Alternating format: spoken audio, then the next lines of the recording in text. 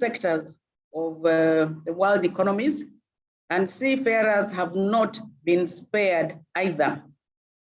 And probably, I think they have suffered even most as compared to other sectors. Now, in this webinar, we are going to address several issues, and these will range from a fair treatment of seafarers, training opportunities, recruitment of seafarers, as we think especially of the youth, and safe working environment and welfare of the seafarers. The world over appreciates and recognizes the invaluable contribution of seafarers, which they continue to make, even today with the pandemic that is still prevailing in the world. So this webinar has been organized and we are strictly following the Ministry of Health guidelines on public gathering. Let me take this early opportunity to recognize the following participants and honorable guests who are here today. Our chief guest here this morning is the PS of State Department of Shipping and Maritime, Dr. Nancy Karigithu. We also have the chairman of the KMA board, Mr. Geoffrey Mwango. We also have the board members of the KMA board. We have the Director General of the KMA, Mr. Njue. And then we have esteemed panelists. There are 6 of them. I will be introducing them to you shortly. I hope you can hear me. I'm seeing my network is bouncing. Can you hear me? To my we can hear you. Yeah. Okay. And then we have our seafarers, those who are already seafarers, and those who are aspiring to be seafarers. I'm talking about the youth here. We have the Maritime and Shipping Fraternity. I have the members of the 4th Estate, Karibuni Sana. We have stakeholders, we have partners, we have KMA staff, and we have many other people who have been able to join this webinar. I want to say thank you very much for finding time to join this very important session. So we'll now straight away go into the deliberations. I will now call upon the DG of the Kenya Maritime Authority, Mr. Robert Njue, to make your presentation. You're going to speak to us on the KMA's role in promoting a fair future for seafarers. DG, tafadhali karibu sana.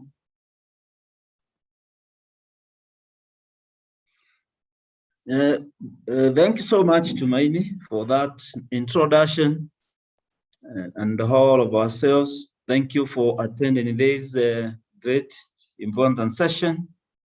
And thank you for our peers and board members led by the chairman for varying time. And indeed, thank you so much, our esteemed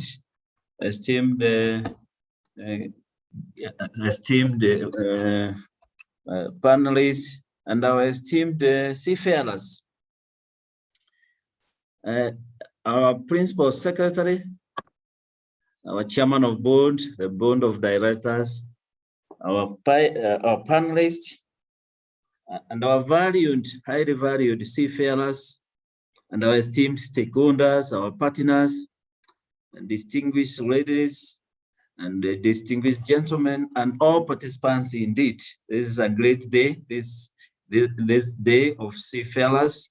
And ladies and gentlemen, the Kenya Maritime Authority is indeed very happy to lead Kenya's in commemorating this year's International Day of Seafarers, which, as you are aware, is themed at Fair Future for Seafarers.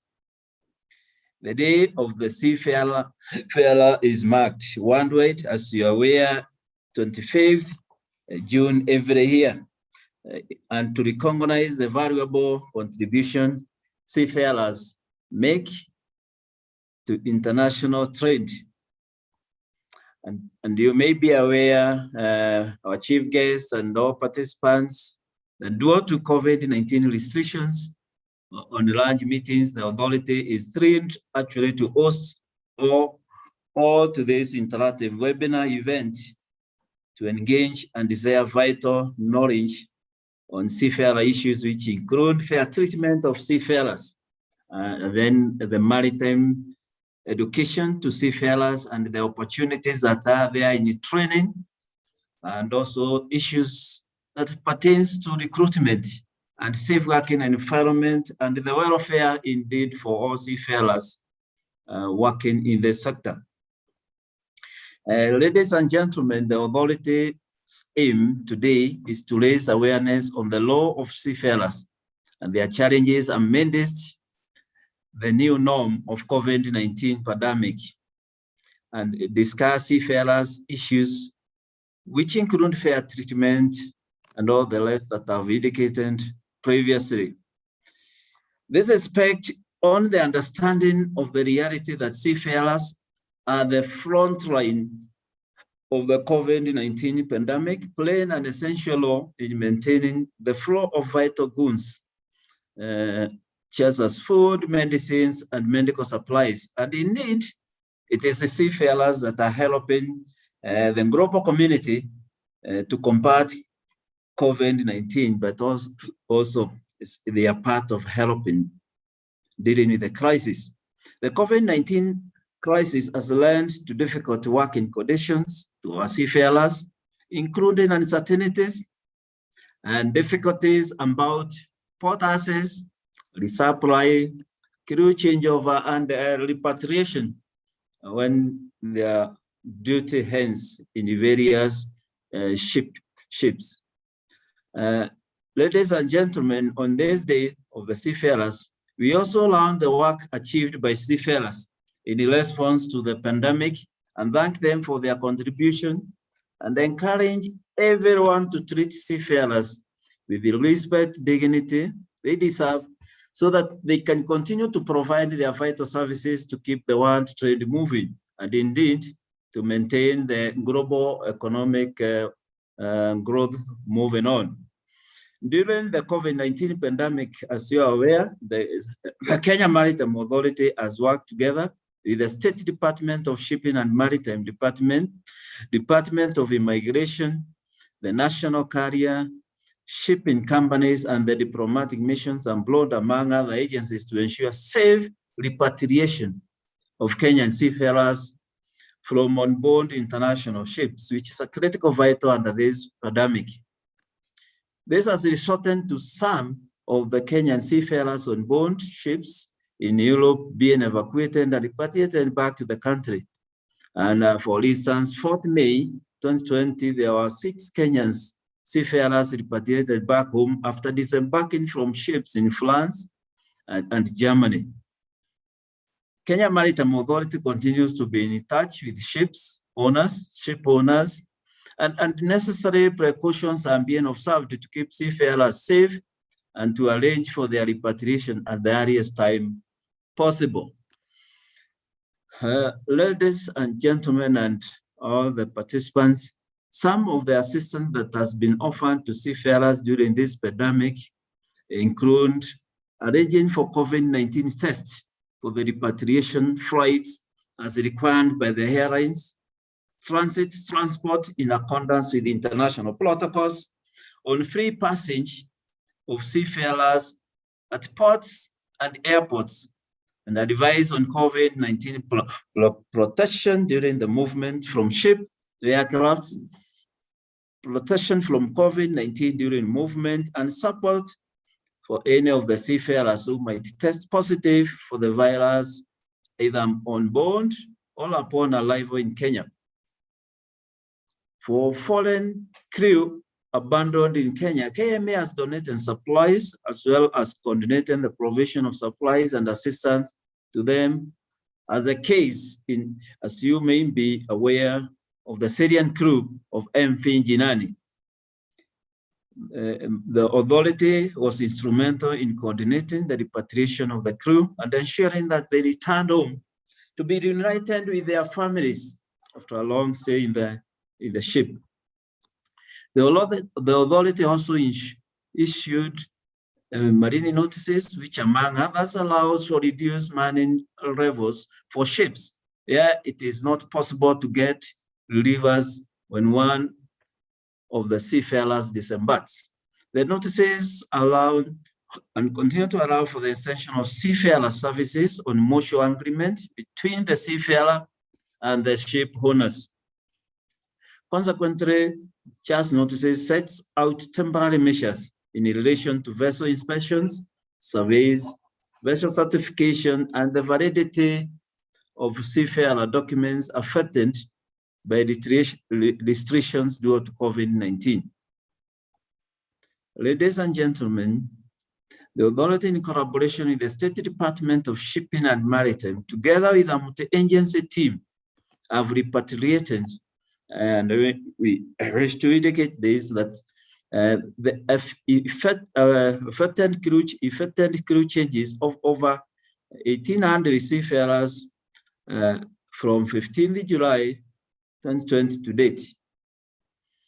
This is an outbound crew sign off at the port of Mombasa and travel their home countries to join their families, while others have signed on ships, giving them the opportunity to work and earn a living. The authority continues to support the call by the International Maritime Organization and other organizations for member states to designate seafarers as key workers and allow for their free movement during the pandemic, and to ensure maritime trade, which the world depends on, continues. And indeed, we appreciate the mutual relationship that has developed over the years with the Seafarers Union of Kenya, which we call SOC, the International Transport Workers Federation, ship owners, recruitment and placement agents, mission to seafarers, and other social partners in the spirit of the International Labour Organization of tripartite consultation. Whereas the authority is mandated, among other functions, to oversee training, recruitment, and welfare of the seafarers, the authority continues to believe that working together with its stakeholders, social partners, is key to realize the objective of developing maritime labor for the international market, to contribute to our national economic growth and development in line with the Big Four agenda, and indeed the Blue Economy agenda. Kenya Maritime Authority achievements in the maritime industry are attributed to hard work and sacrifice of well-trained seafarers who work on board vessels. It is indeed these people that we are celebrating today who has made us achieve what we have achieved today, both ocean-going and coastal, for months to end, to ensure global trade is safe, efficient, and successful throughout the year. The authority continues to empower seafarers and engage ship owners. In this regard, KMA has been on the forefront in creating awareness to the adherence of the merchant shipping arts, and the authority has continued to intervene in various cases of abandoned seafarers, both Kenya and foreigners, through collaboration with the port states, flag states, and indeed all of us in this platform today. On this respect, the authority urges Kenyan seafarers, recruitment and placement agents for seafarers and ship owners to adhere with the recruitments of merchants, with the requirements of merchant shipping act. This will enhance compliance with the Maritime Labour Convention 206 and also reduce cases of abandonment and breach of seafarers' employment agreements. Seafarers and recruitment and placement agents are also reminded of the importance of depositing copies of all seafarers' employment agreements to the Seafarer registrar based at KMA offices. And this is indeed important when we have issues that needs to be followed urgently in relation to emerging issues pertaining to seafarers in their nature and core of duty to serve the global community. By doing so, seafarers are accorded the opportunity to clarify their terms of employment before even they sign just employment agreements for their own good.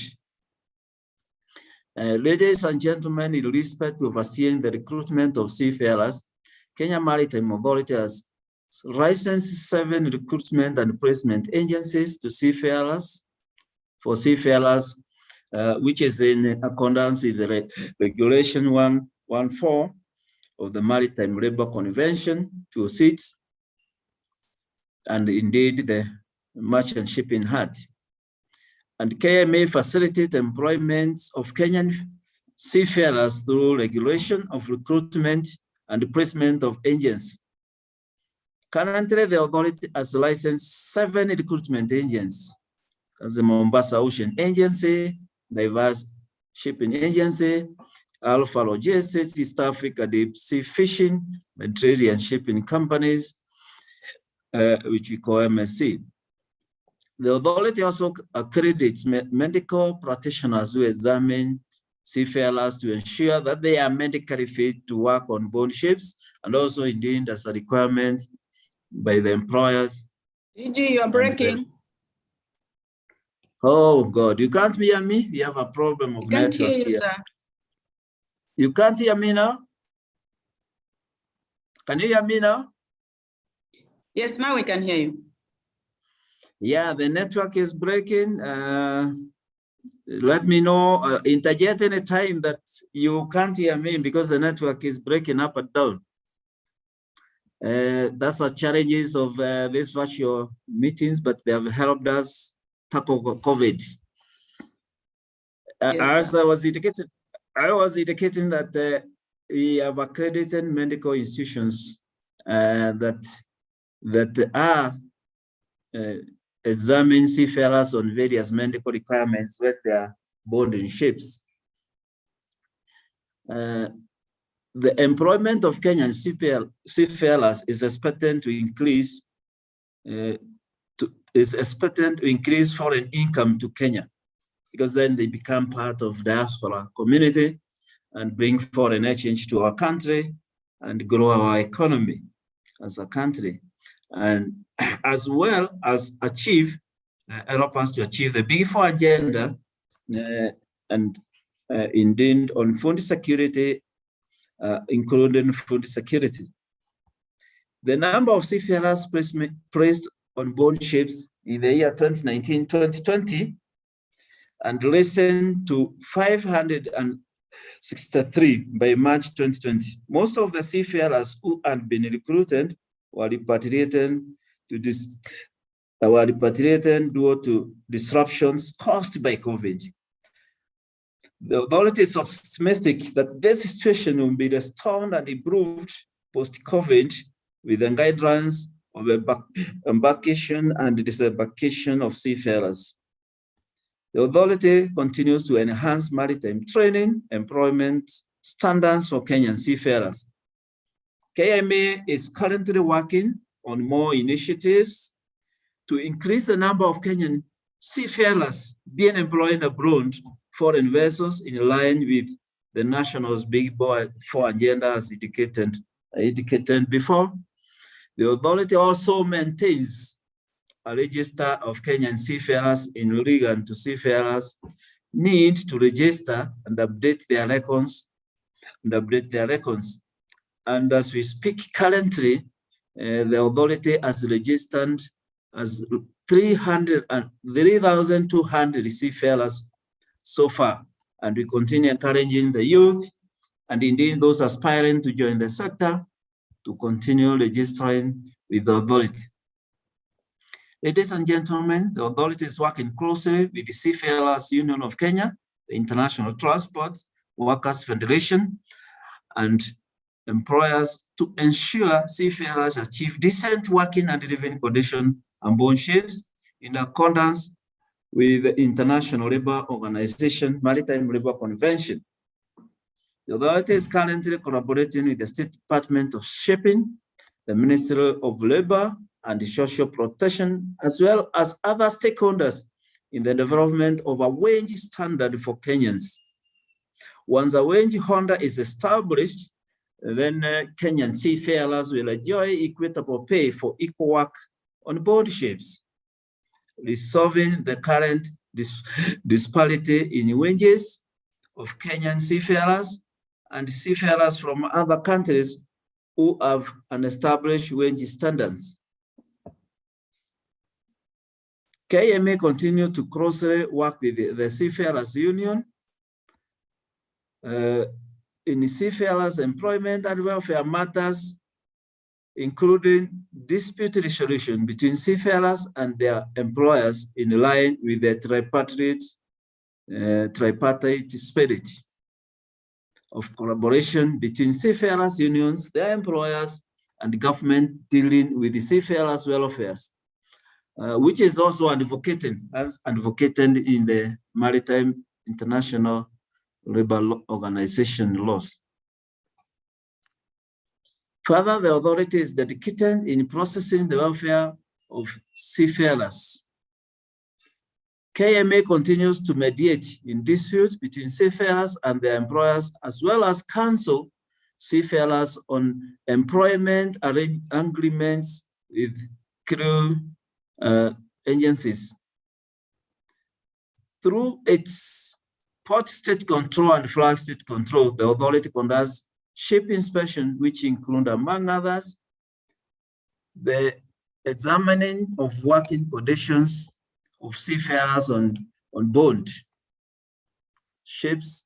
Moreover, the safety of Kenyan seafarers is assured through a collaborative verification of certificates program undertaken by flag states, as well as ship owners and ship management companies. The authority also verifies certificates issued by other flag states to ensure seafarers' safety on board ships before issuance of Kenyan seafarers' discharge certificate and record. To seafarers, we appreciate you. To seafarers, we salute you for serving the wider cause than just your careers and sustaining the nation's economic lifeline. Indeed, you are the heartbeat of the economic lifeline of our country and the global community. To the employers, we encourage your continued collaboration in ensuring sustainable, decent work and fair future for the seafarers. Wanasote tuwapa hongera wanabaharia wetu, and we look forward to continued as partners and as a team and collaboratively to ensure the future of seafarers is bright, is blink, and their welfare is put at the center of our business at large. Asanteni sana, may God bless our seafarers, may God bless Kenya, may God bless the global community. Asanteni sana. Thank you very much, DG, for your remarks. Very loaded remarks on KMA's role in promoting the seafarers' welfare in conjunction with the State Department of Shipping and Maritime. You have enumerated exactly what KMA has been doing, and the achievements of KMA can actually be attributed to the hard work by seafarers. We have been facilitating the welfare of abandoned Kenyan seafarers in various parts of the world. There are 7 recruitment agencies that have been licensed by KMA to assist in recruiting the youth into this vocation. The regulation and recruitment of the seafarers, and then the maintenance of the register of seafarers. We have 3,200 seafarers to date registered with us, and the work that we have been doing as KMA in conjunction with our partners, SUK, Ministry of Labor, ITF, and the others. Thank you very much, DG, for that well-informed statement. I will now go right ahead and call upon the chairman of the Board of Directors of the Kenya Maritime Authority, Mr. Mwango, to make his statement. And then thereafter, I request you, Chair, to kindly invite our chief guest the PS of State Department of Shipping and Maritime to make also her presentation. Karibu, Chair.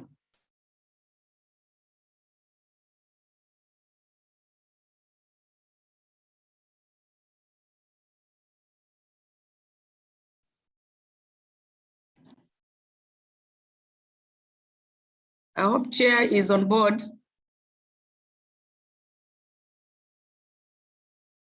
Chair, I think he's not yet on board. Okay, then I will ask DG kindly if you could just invite our chief guest to make her presentation. Thank you, sir.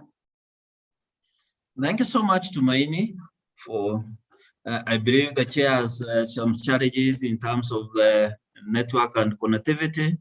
And in that regard, it is my humble duty and indeed honored to invite our chief guest, the PS, who has another name for the sake of those who do not know, Anaitwa Mama Maritime.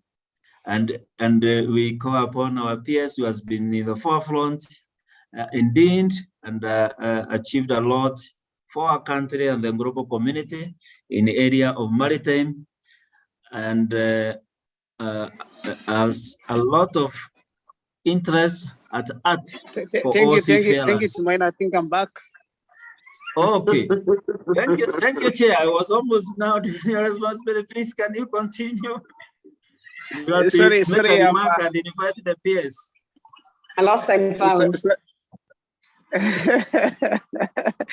Thank you so much. I'm operating from a very remote place, so there could be some internet challenges. But I believe now I'm on here, so I would like to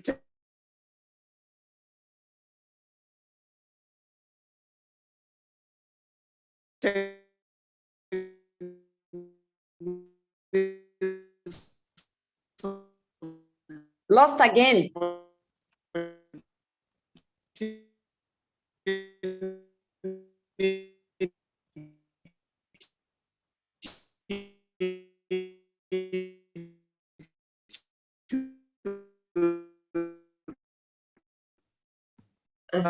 Tumaini, it seems like we have lost the chair. Let me call him.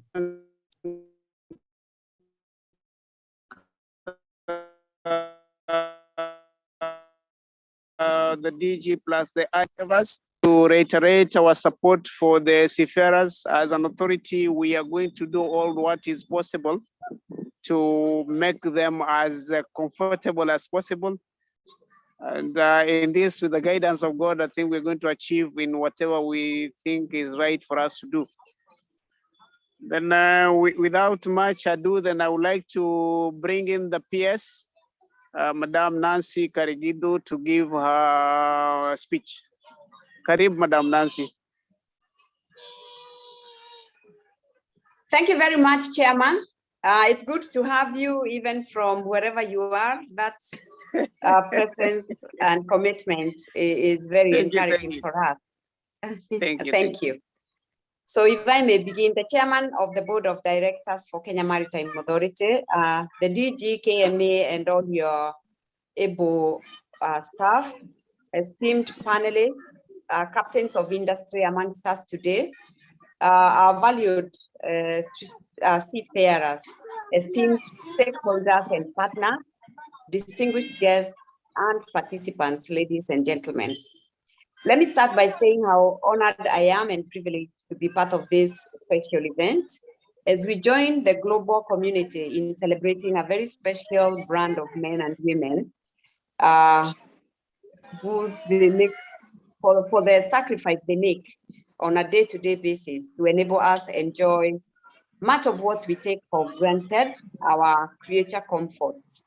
Today we are gathered to mark the Day of the Seafarers, as we all know, a day that has been set aside by the world in order to provide us and afford us with an opportunity. Mr. Chairman, I want to plead that you mute yourself. Sorry, thank you. As I was saying, the Day of the Seafarer is set aside globally to provide us with an opportunity to just stand back and focus on the invaluable contribution that seafarers make to international trade, which trickles to our ordinary day lives, but which is largely unseen. And today we have been given a day to honor those men and women who make this possible. And this year, we are aware, and the DG has told us, that the Day of the Seafarers is being observed under the very apt theme, Fair Future for Seafarers. Ladies and gentlemen, as you are aware, seafarers transport the 9.2 billion tons of goods which are handled in ports worldwide per year. And without them, our trade would be just impossible. We are told that only 24% of trade is handled between people with a common boundary, 24% globally. So you begin to see how much seafarers contribute with our trade with each other, because no single country is able to be self-sufficient in everything. And in that case, we must import some of what we don't produce and send out what we have in excess. And we know that without seafarers, all this would simply collapse. Even now that the world is in the grip of this COVID-19 pandemic, seafarers are still on the front line, playing a very essential role in maintaining the flow of vital goods, which are, if I may name a few, food, medicine, and medical supplies. They continue to make tremendous sacrifices to ensure that those ashore are comfortable, maintain their health, and also continue to receive essential goods, all of which are transported by sea. On this Day of the Seafarer, the government of the Republic of Kenya salutes in a special way and pays tributes to our seafarers. We want to assure you that we value the services you provide to humanity, and that we are particularly proud of the work you've done in response to the pandemic. We reiterate our commitment as a member of the global community to continue playing our role in ensuring the fair treatment of seafarers, not just our own seafarers, but seafarers globally, in order to continue and to ensure a safe working environment, and also that their welfare is not compromised under any circumstances. Ladies and gentlemen, the focus on a fair future for seafarers comes at a time when the unprecedented COVID-19 pandemic have placed unusual demands on seafarers all over the world, with some men and women being stranded on ships for months on end beyond their original contracts, unable to get repatriation back home to their families due to national travel restrictions.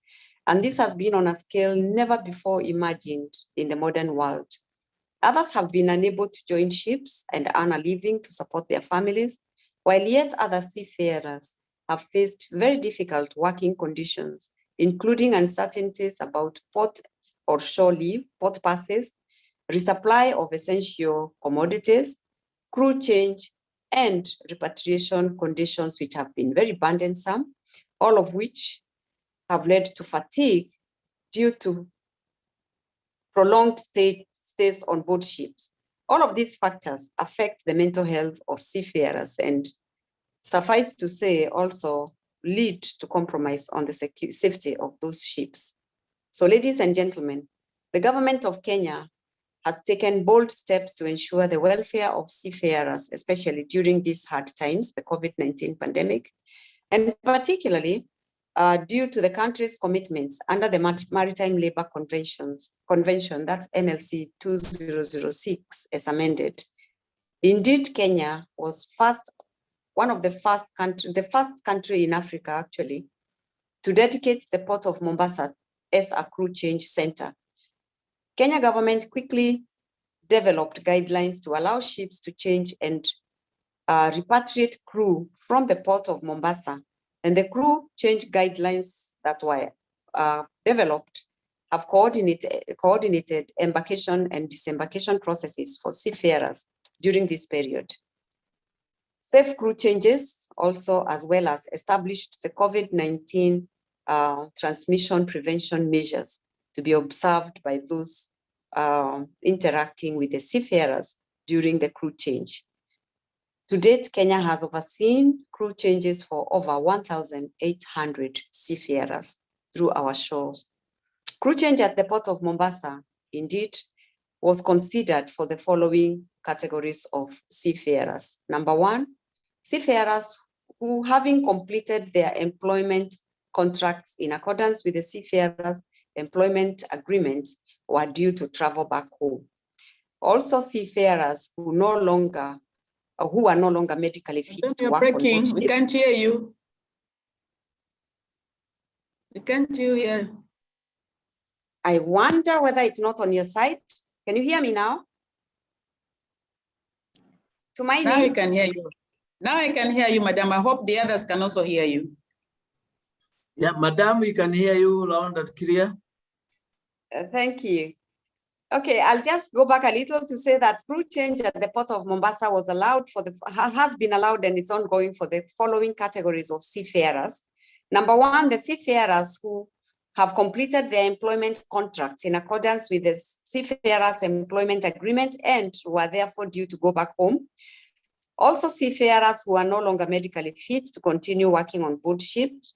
Seafarers wishing to sign off on compassionate grounds, and also seafarers whose sign-off does not affect the safe manning of the vessel. And of course, we've also been able to facilitate another category of those who are actually joining ships.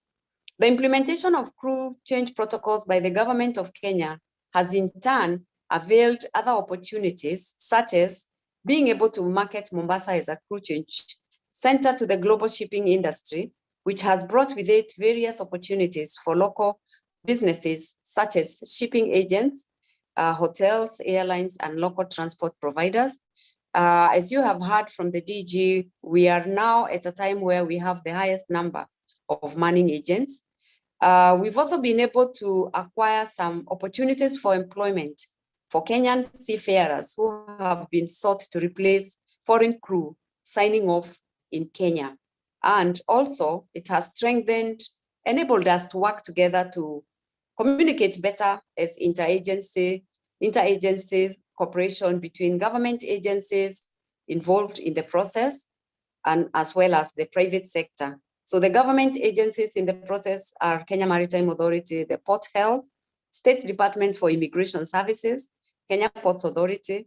As we all work together, the county government also, the national government also has all worked together very closely on a day-to-day basis to facilitate crew change requests, including even outside office hours. Ladies and gentlemen, Kenya is cognizant of the challenges faced by seafarers and the global shipping industry as a result of this pandemic. And as a result, the nation has recognized and the embraced only one who's not seafarers. hearing you, madam, or the others also facing a similar problem. I can't hear you. The chair can hear.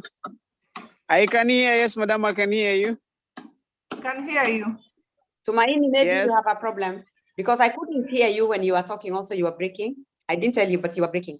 So maybe it's where you are. Yeah, Tumaini, it's your place. So I want to say that in addition, the government is exploring ways of ensuring access. We've lost you, madam. Pardon? Who has lost me? I have lost you. I don't know about my colleagues. I've lost you, madam. We are hearing. I think it should. We are I think hearing. Tumaini should be where Tumaini is. I can hear you, madam. We can hear. We can hear. Proceed. Tumaini, you'll catch up with us along the voyage.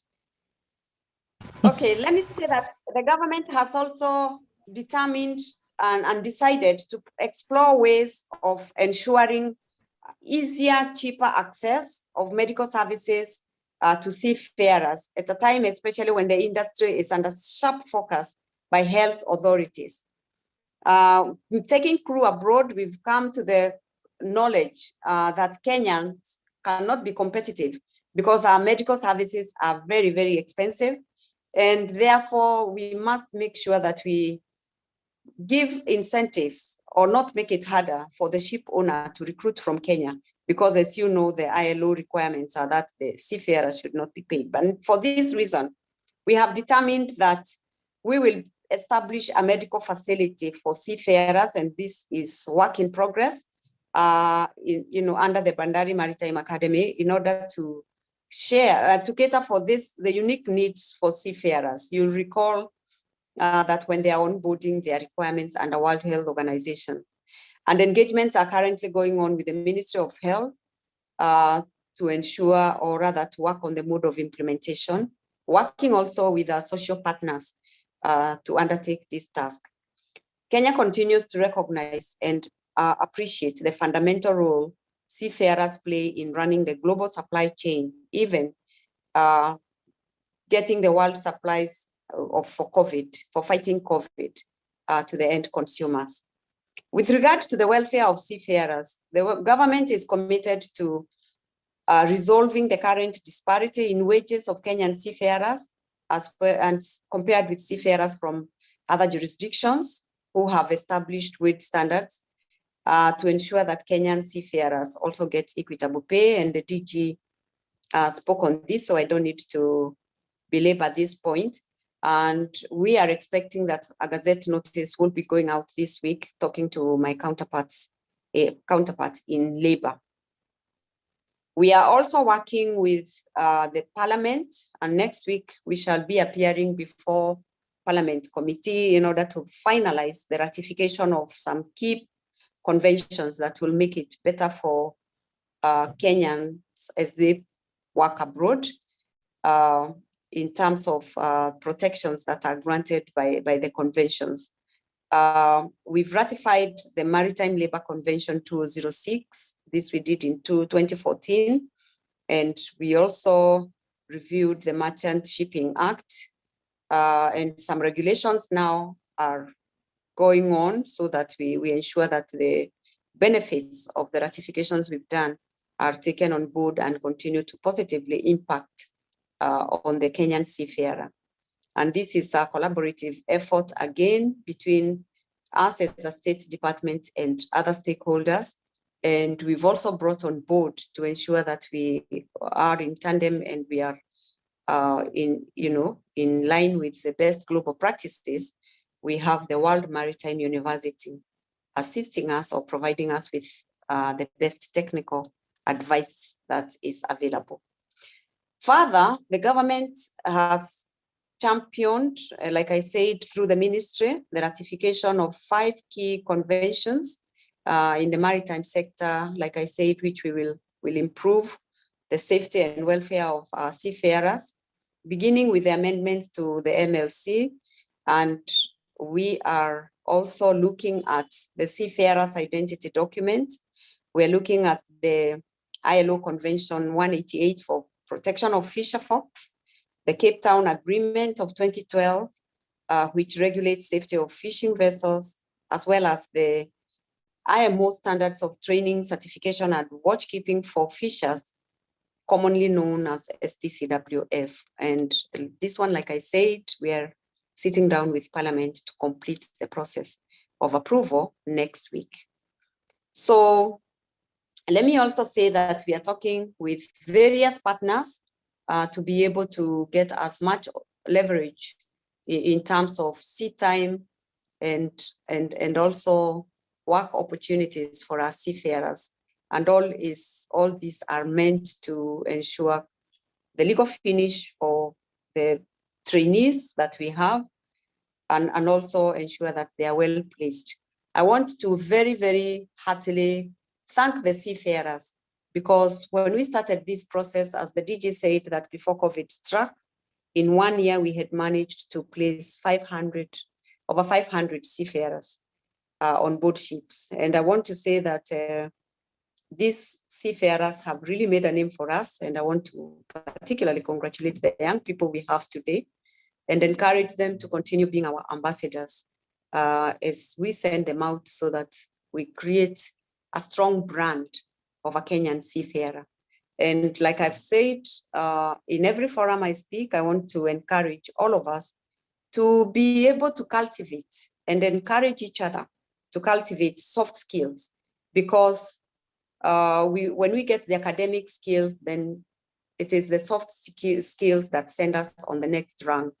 Being able to work under pressure, being able to work efficiently and without supervision, being able to display an altitude and cultivate a culture of positiveness, a can-do attitude, not seeing blocks, seeing the glass half full in all the situations. And if we are able to cultivate a wholesome person in the seafarer that we are producing from Kenya, then the world will be our oyster. And I want to encourage all of us to be able to, alongside the academic skills, also work on ourselves and our personalities, so that we can place on the world platform a person who is competitive and who others want to bring on board. And as I conclude my remarks today, I want to reiterate to our seafarers, we appreciate you, we salute you for serving so well and for giving us a positive name as Kenya, and also, most important, for helping us sustain our country's economic lifeline, even during these tough times that we are going through. To the employers who are in this platform today, we wouldn't do without you. We wouldn't achieve anything without you, and we want to acknowledge you and look forward to your continued collaboration with us to ensure that sustainable, decent work and a fair future for seafarers is available for Kenyans. Allow me, with those few remarks, now to officially declare open Kenya's chapter of celebrations for the for the Day of Seafarers 2021. Thank you very much, and God bless you. Wish you a beautiful day. Thank you. Thank you, Madam. I'm sorry, I've really had serious challenges from my end. It appears it's only us here at KMA offices. So I was just maybe picking half a little bit of what you are saying, but I do believe that the rest of the participants have been able to get you clearly. Thank you so much. We do appreciate what the government is doing in conjunction with the KMA and the other agencies towards ensuring that the seafarers are taken care of and they have a fair future. Thank you so much, Madam, and may God bless you. So we'll now, after the official opening of this session, we'll now go into the panel presentations. And maybe I'll take this time to introduce the 6 panelists that we have with us this morning. And these are Captain Suleiman Bakari. He is the president of the Association of Maritime Practitioners here in Kenya, the Kenyan branch. And he's going to make a presentation on a fair future for seafarers from a seafarer's perspective. He's been a seafarer himself. And then the second presenter is Mr. Francis Buraya. He's the acting director at the Bandari Maritime Academy. He also is going to bring to us the role of the BMA Academy in the future of seafaring career in this country. The third presenter is none other than my sister, Betty McKenna.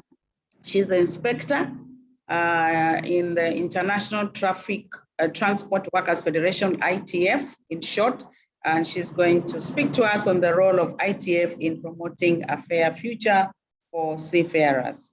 The fourth presenter will be Roger Denty. Roger Denty is the MD of Wakeline, and he is also the chairperson of the Port Welfare Committee of the Ships Agency Association. And then the next presenter will be Reverend Moses Muli.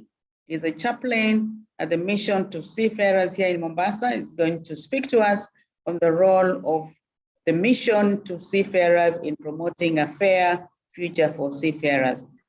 Last but not least will be my sister Fiona Mbandi, who is the chairperson of WOMESA Kenya. WOMESA stands for Women in Maritime Sector in Eastern and Southern Africa. Congratulations to her. She has just been re-elected again to be the chairperson of WOMESA for the second term. She's going to speak to us on gender equity, dialogues in promoting a fair future for seafarers. So those are our 6 panelists who are going to speak to us today.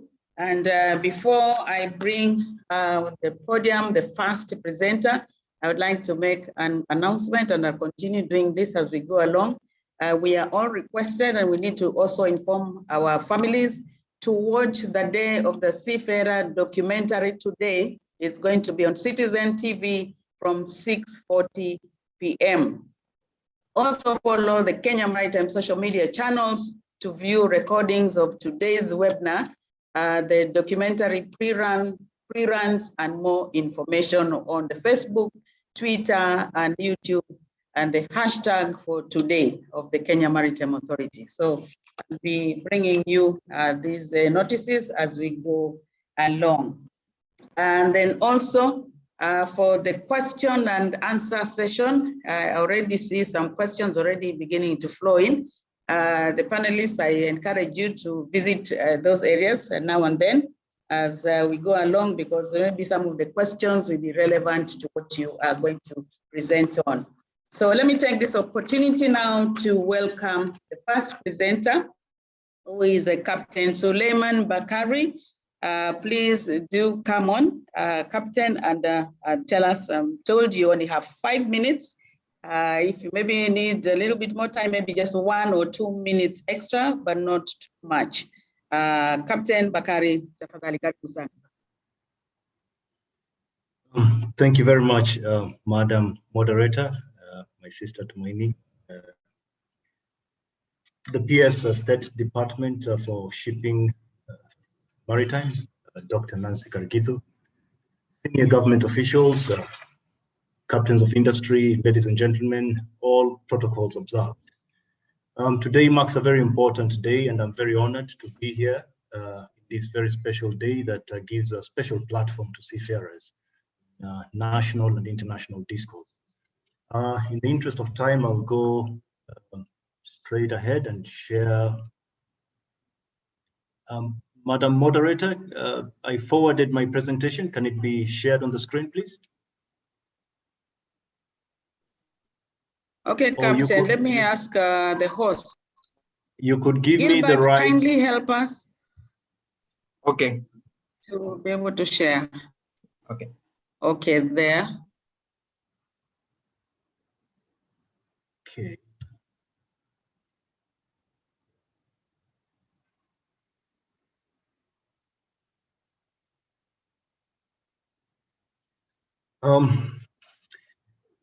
Having been given 5 minutes, I thought perhaps I would quickly make use of some information that is available and which is very current, being a global poll conducted by the International Maritime Organization, which speaks to the theme of this year's Day of the Seafarer, being a fair future for seafarers. I find these, the outcome of these polls very relevant to the Kenyan seafarers in general, with some particular issues that may need to be emphasized here and there. So I'll move on to the first point of interest to the Kenyan seafarers, as seen here by the poll conducted by IMO, which asks the question as to who should be responsible for a fair future for seafarers. And a major percentage of the global community of seafarers and other affiliated professionals are of the opinion that this is a shared responsibility. And I would add as well that this is in tune with the perspective of the Kenyan seafarer. And to this end, we are of the view that IMO, ILO, governments, flag states, port states, and other government agencies which come in playing various roles in shipping companies themselves, crewing companies, ITF, seafarers, professional bodies, maritime education and training institutes are some of the stakeholders that have to work together in forums with an established continuous engagement to ensure that we can all secure this fair future for our seafarers. So this is a shared perspective of the Kenyan seafarers together connected to the global seafaring community. So a shared responsibility and going forward, encouraging the continuous engagements of all stakeholders to secure the future that we all are of the ambition to achieve for our seafarers. Just on the side, we have an interesting poll here, which asks the question as to what area needs the most improvement to ensure a fair future for our seafarers. And this is a fair reflection of the views of the Kenyan seafarers as well. Working conditions, living conditions on board the ships, salaries, wages, which speaks to the contracts of engagement, the seafarers' employment agreements, safety on board, which will speak to the roles of the flag states, port states, and some other agencies, ITF, in ensuring that the required conventions and standards are implemented on board. So all of this speaks to the concerns of the seafarers as to the fair future of our profession. But I would want in particular to emphasize on training, because this is a particular critical area where, when it comes to the Kenyan seafarers, a fair future for seafarers includes, quite importantly, empowering our seafarers to competitively seek employment out there. I would acknowledge and appreciate the effort that has been taken under the leadership and the initiatives carried out by the State Department for Shipping and Maritime and other government agencies, top of which is the Kenya Maritime Authority, in trying to address the training gaps, the critical training gaps that exist in Kenya. Much needs to be done, and it is work that is ongoing, and a good effort has been put under the leadership of government through the State Department. But we need as well to come together and address this as a matter of urgency. Empowerment of the Kenyan seafarers critically relies on the training to global standards that complies to international requirements, conventions and codes, and industry standards as regards to quality. The PS, our Honorable PS, rightfully made mention of quality, a brand, the Kenyan brand that sells itself, that will properly situate us as a global supplier of maritime labor that everyone looks to when it comes to employment of and recruitment of seafarers. So critical training gaps, deck, when it comes to ECDIS, oil tanker, RADA and ARPA, these are critical requirements that must be addressed urgently, because without which no Kenyan seafarer would qualify to be a deck officer, for example. High voltage training, electrotechnical training, and these are some of the areas that need urgent addressing, to make sure that we produce that Kenyan seafarer that will go out there, build the brand, pave the way for future seafarers and young people who so much look forward to joining this profession. And perhaps the most challenging of them all is the lack of sea training opportunity, which again, our PS, Dr. Nancy Karigithu, addressed it, and as well informed us of the initiatives that are ongoing to address this. And we are quite encouraged to hear of all of those initiatives and efforts towards addressing this. But it needs, again, to be engaged, and we will not tire to remind the relevant agencies and our leaders to try and address this. COVID-19, quite rightfully, is the key, the most critical issue right now in all national, international discourse, and seafaring has been hard hit.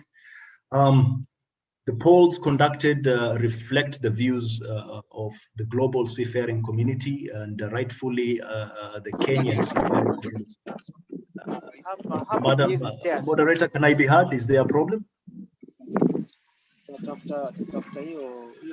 Okay. So At least I can hear COVID-19 you, pandemic but- has changed the future of seafaring for worse, as expected.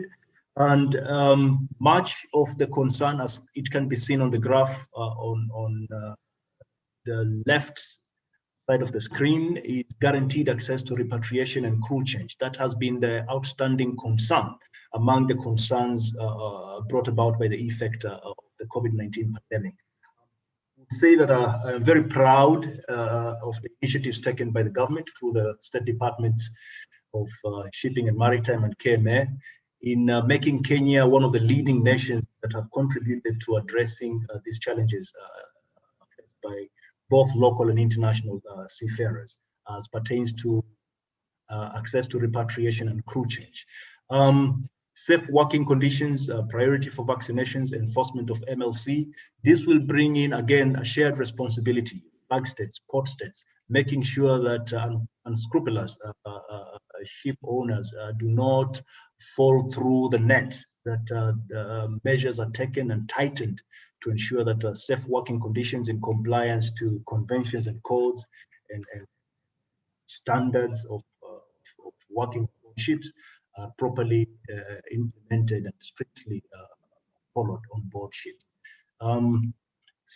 So I would again take the opportunity to introduce the Association of Maritime Practitioners of Kenya, which is a duly registered organization, professional body that seeks to advance the professional interest of merchant navy officers, being nautical officers and marine engineers and affiliated maritime practitioners, to facilitate the exchange of information and ideas among maritime professionals on pertinent maritime industry affairs, and to avail a platform for maritime industry stakeholders.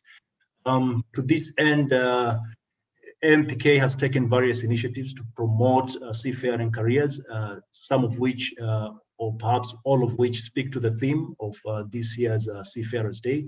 And some of these initiatives include mentorship programs for our cadets, field visits to ships and shipyards, industrial attachments, seeking out sea training opportunities. We are very proud to say that we have been able to speak to some local companies, including Lamu Shipping, which I would proudly say have been one of the first companies or leading companies to engage female seafarers. As of now, we have 2 female cadets on board one of their ships. Seagoing employment, we send out, we try to network, share information on opportunities, encourage local companies and beyond to engage Kenyan seafarers. Collaboration with maritime education and training institutes in curriculum development. We participate as well. Some of our members are instructors, and this is continuous engagement with these institutions, and hopefully going forward that can be strengthened. We currently have an MOU with IMAREST, the Institute of Marine Engineering, Science and Technology, a leading global body when it comes to marine engineering. And that is hoped to bring quite some benefits to our members and the Kenyan seafarers. We are a contact point as well to the UK Nautical Institute, the leading body when it comes to nautical science and the nautical field around the world. And we as well engage stakeholders to situate seafaring in the national discourse, including our engagement with the State Department, our engagement with the Kenya Maritime Authority and other stakeholders to ensure that seafarers occupy their rightful place in national discourse in the country. Lastly, these are just photos of some of our officials here engaging ALBA, seeking out opportunities for seafarers. These were official meetings held with the ALBA Petroleum Group, with Lamu Shipping, the CEO. These are some of our cadets being drawn from Bandari Maritime Academy, Jomo Kenyatta University of Agriculture and Technology, and the Technical University of Mombasa. This is a collection of all these cadets who are members of MPK, student members, and we organize some of these field trips to make sure that we familiarize them. We try to motivate them to look forward to what they will be qualified to do at the end of their training. This is The photo on the right is on board a tanker. The photo on the left is a bridge on board a bridge of ship as well. Myself and other officials are here with the cadets. This is a trip to a shipyard, a dry dock facility. Again, these are cadets drawn from all our maritime education and training institutes, Bandari Maritime Academy, Technical University of Mombasa, and Jomo Kenyatta University of Agriculture and Technology. On the left, we can see some cadets on a field trip. This is the engine room of a ship. And these are some of the initiatives taken to promote seafaring and hopefully the fair future for seafarers that we all wish to achieve. Thank you very much, Madam Moderator. I hope I am within the time allocated. I've tried to rush through the presentation to meet the demands of time as put forward. Thank you very much. I thank the State Department for Shipping and Maritime, Kenya Maritime Authority for taking the leadership and initiative to bring us all together in this very important day and putting focus on seafarers in the national discourse in this International Day. Thank you again for the leadership, PS, Madam Dr. Nancy Karagithu. It is a pleasure to hear from you and it is an encouragement to hear all the issues that now on your table and being addressed by the government. Thank you all, the participants. Good day. Thank you. Okay, thank you, Suleiman. Yeah, I was timing you. You've taken about 9 minutes, say 10 minutes actually, in your presentation, but that's okay. You are the one who opened the floor, so that's okay. You're forgiven. Okay, what you have said here has really caught my ear, and I'm sure the rest of the participants in this, is that from the global poll that was conducted, it is very, very clear that for the seafarer to have a fair future, there must be shared responsibility. And I think you've listed IMO, ILO, governments, agencies, shipping lines, ITF, and everybody else, and the training institutions also you have mentioned. They are very, very vital in giving the seafarers a fair future and empowering them. I'm very, very glad that has come out very, very clearly. I hope, Mr. Muraya, you have taken cue, you have taken note of that. So that is kazi kwako, as I would say. And then also the, I think the poll you have said, how has COVID changed seafaring? And from what you have shown us there, 73% of the responses show that the COVID has changed seafaring for the worst. But we pray that this is going to be changed as we move forward with all the interventions that have been taken. You have also introduced the new association for maritime practitioners. You introduced it here in Mombasa, and I can see you are doing quite a lot towards promoting seafaring. Thank you very much, Captain. And I'm sure there'll be some questions you'll be responding to later as we go along. Otherwise, shukran sana. I will now go right ahead and put on the next presenter, the next panelist. And this is Mr. Francis Muraya, who is the acting director at BMA. And he's going to take some 5 to 6 minutes to just tell the participants the role of BMA in the future of seafaring career in Kenya. Mr. Muraya, karibu sana sana. Thank you very much, Madam Namoya, Madam PS, and all the participants. In the interest of time, I'll try to move quite fast.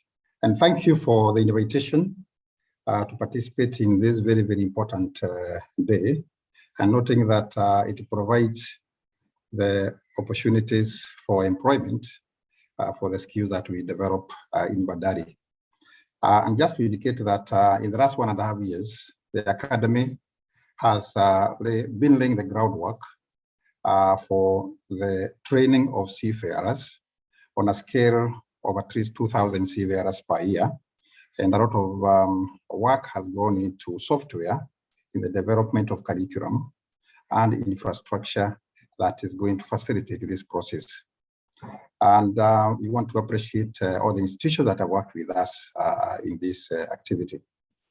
And members, just to indicate that the Academy, obviously, as you are aware, was established in 2018. The objective is to develop skills for the blue economy, not just for Kenya, but for the region. The government has a lot of interest and we have received a lot of support in this. It is expected that in the next 10 years, we should be able to generate at least 52,000 jobs and have the GDP obtaining about 4.8 billion from remittances from seafarers generated from Bandari and other partner institutions at the same rate we talked about of about 2,000. And what has happened? What is it that has happened in the last 1.5 years? Through Bandari, we have graduated about 398 students of students who aspire to be officers, marine engineers, and nautical scientists.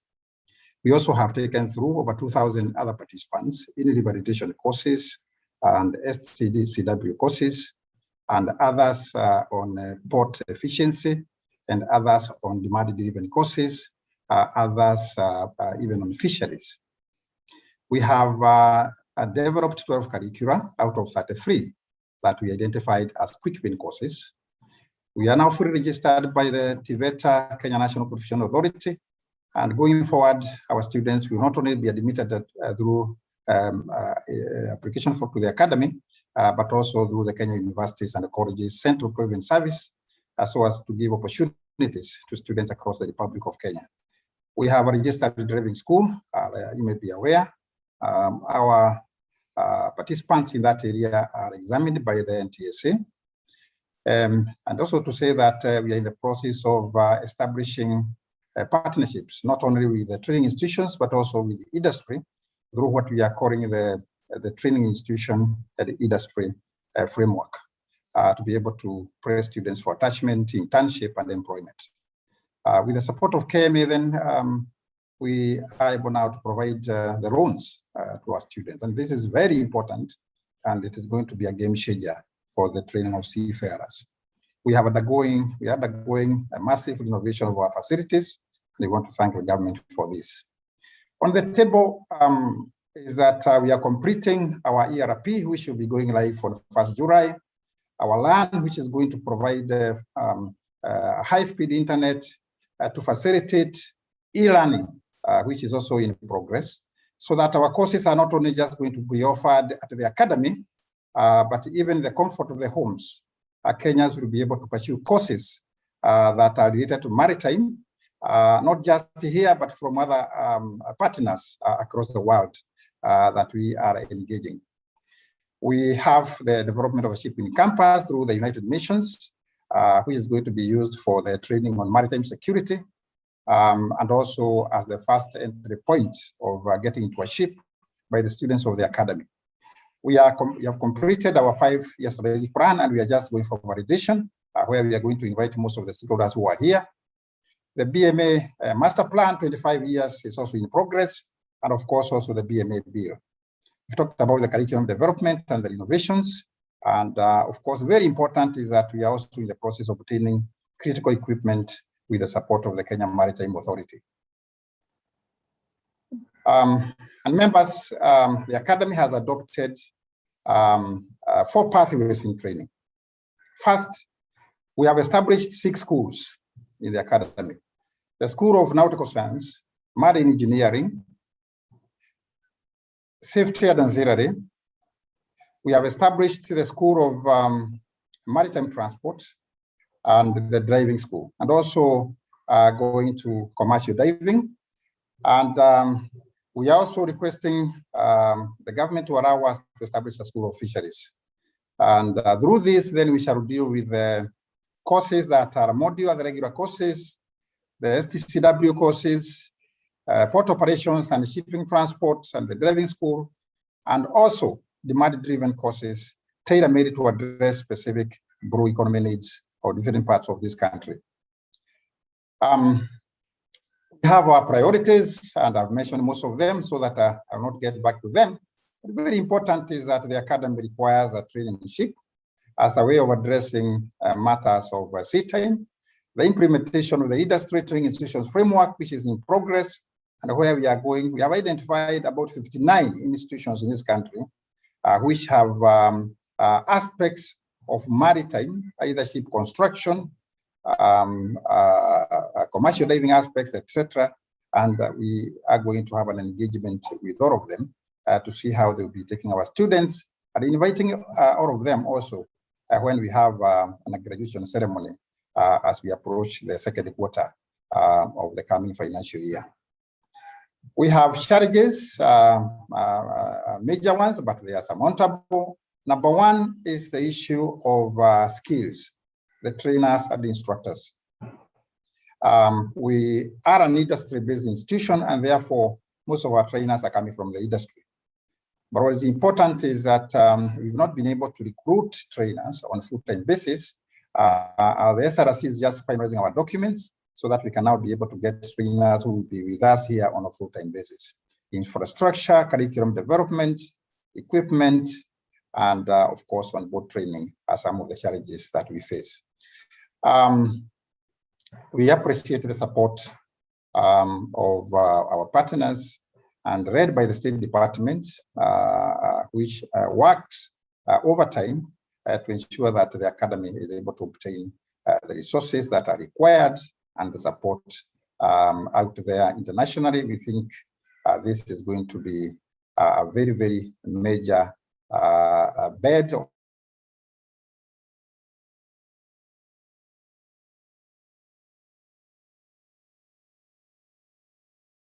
The academy is training only for employability. And therefore, every child who passes here, every person who passes the academy should be assured of employment. And this is why we are strengthening the issue of the industry and the training institution, so that we are able to identify what are the needs of the academy. And members, just to take you through some of the projections that the academy has. We seriously require a firefighting training center, and we have identified an area straight outside the academy, and we are starting on engagement to see whether we can be able to obtain this so that we have some of these courses which have not been conducted here then done. And this is very, very important for us. Down at the seaside, we have the site planned for the survival center that requires reconstruction. As a short-term measure, KMA is buying us the total enclosed boats and other equipment, which shall be placing at the Kenya Ports Authority dockyard.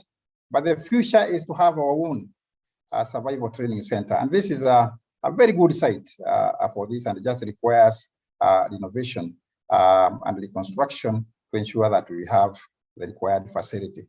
Of course, we have this very nice facility, which we are using and which is well maintained. We have the basic firefighting center, which is now also under renovation to ensure that some of the facilities which are missing are going to be established to ensure that those who are training here then have the requisite skills. We have a hostel which has been renovated now, and they are going to provide accommodation for trainers who may be coming away from here. For the students, we are coordinating with institutions and partners outside the academy who have put up hostels, which we are in discussion where our students will be accommodated. Of course, that speaks to our workshops and the simulator rooms, which we are able to see, and which provide the first interaction with some of the facilities in a simulated manner. We have the driving school, which is one of our selling points. And we are taking about 25 trainees every 2 weeks. And we almost can't manage the numbers. The demand is very, very high. And of course, we have our amphitheater. It is under innovation right now. So that is going to provide an environment where conference facilities will be available for large numbers of those who may wish to have a discussion related to maritime issues within this forum.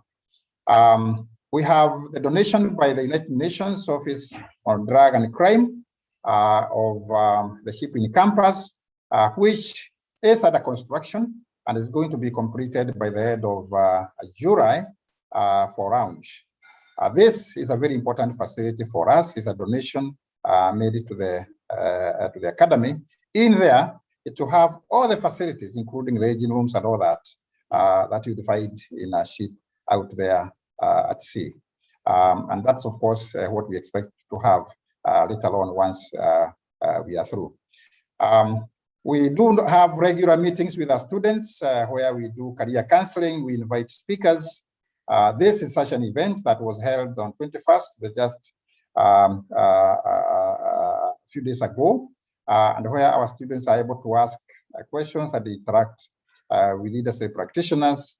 Also from the trainers themselves, most of them who are from the industry, to share experiences and prepare them for the future in terms of how they'll develop their career, matters of welfare, matters of family management, and all these matters. And the students do enjoy this kind of activity.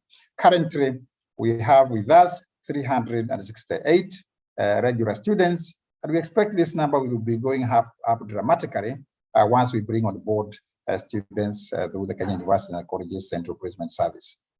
And of course, members, some of our graduates from the academy who have graduated and are out there working and serving. And I think, members, as I conclude, is just to indicate that the future of training through the academy is bright. And noting that a lot of the infrastructure which is required is now being put in place. Arrangements are also in place through the State Department to obtain more resources. And therefore, especially when we are able to obtain our full-time trainers, we believe that this is going to be a real game changer for the academy. We also want to offer special thanks to the Kenya Maritime Authority for continued support, and of course the Kenya Ports Authority, where Captain Bakari and others spent a lot of time with us, helping us to do documents, curriculum, and all that. The two institutions have been very, very instrumental in helping us to move forward. So thank you very much. That is the end of my presentation. Thank you, Mr. Muraya. Thank you very, very much for the insight and the updates that you have given the participants of what is really happening at BMA. I have timed you. Sir, you've taken 11 minutes in your presentation. Not too bad though. What has come out very clearly is the role BMA is playing in the sector. And this is basically, you said it, it is just to build skills for the maritime sector. And a lot is going on to lay the ground towards training seafarers. Seeing that you have trained about 2,000 seafarers, or that is your projection, to train 2,000 seafarers per year. And then also you have told us that there's a potential of 52,000 jobs in the next 10 years after training by the academy. And that you've also developed 12 curricula, and a few more are still ongoing, being developed. You're also registered with TVET to offer the competency-based programs. And then the good news, which I'm sure the youth have really liked, is that there are loans that can be offered by HELP for them to undertake training in seafaring and other maritime-related courses. Then also you took us through some of the challenges that you're facing at the academy. And this is an absence or shortage of skilled trainers, instructors to offer this very technical training, and then also the facilities that may be lacking, and of course the finances. But all in all, BMA is headed to be the institution of choice that is going to really assist not only Kenya, but also the rest of the region. And what I liked is what you said, the future is bright for the seafarers. I hope they are listening, they have heard, because what you are putting in place is really going to provide proper training for them to be able to be employed anywhere in this world. I want to say thank you very much, Mr. Mraya, for that presentation. I think it has answered some of the questions I have seen in the question and answer section. And I'm sure others are also going to be able to ask you some questions as we go by. Otherwise, I want to appreciate you once again. Thank you. So we'll now move on to the third presenter. We really have to run, because I see we have only about 30 minutes to go. And I'm going to call upon Betty McKenna. She's an inspector at ITF, the Mombasa office, and she's going to talk to us on the role of ITF in promoting fair future for seafarers. Gilbert, she has requested you do not project her presentation. She's going to do it from where she is seated. Betty, karibu sana. Thank you, Madam Tumaini. Sorry, because I have an issue with a ship which is going to Madagascar, and I'm trying to get so that it can enter Madagascar so that we can help the Kenyan seafarers who have passed, we lost him on 21st, and we are trying to talk to them.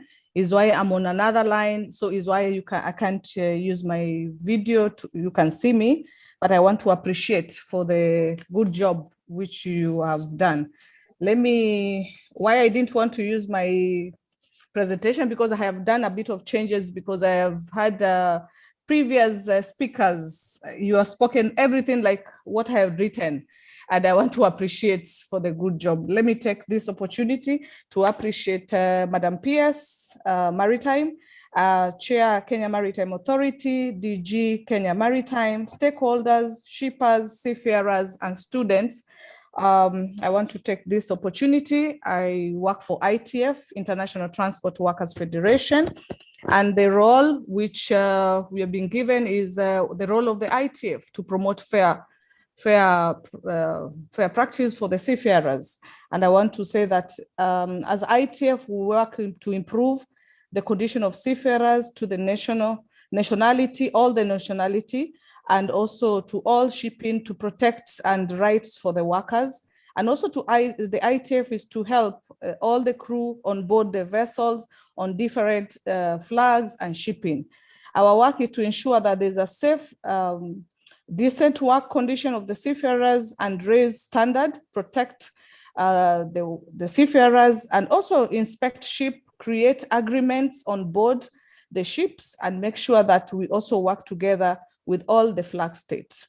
So far, we have, by 2021, we have managed to secure wages, international, about 45,638 and 888 USD for seafarers' wages we made to recover from all over the world. And our campaign is to make sure that we know this time is a pandemic time, and we know that the seafarers remain to be the most important person in the global economy today.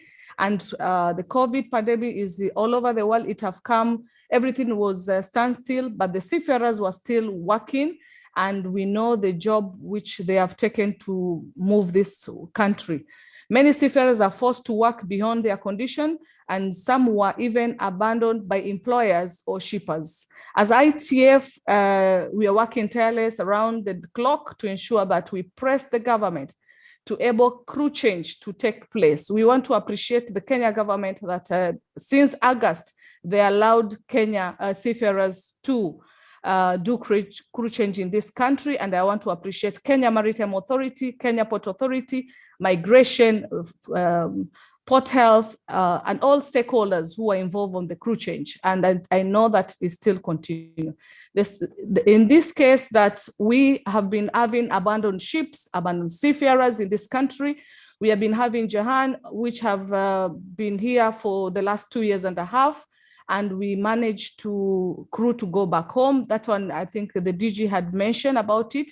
And I want to also to appreciate the Mission to Seafarers, Kenya Maritime Authority, Stella Maris, who are there as friends of the seafarers, who help us to get food for the crew on board the vessel. And we also managed to get the seafarers' salary, which were about 30,000 USD, which we paid the crew back to Syria. And we want to appreciate, to say that they arrived safely, and we even communicate to them. And also they say that we give a gratitude, thank you for Kenya Maritime for the good job, which we have really helped them to go back.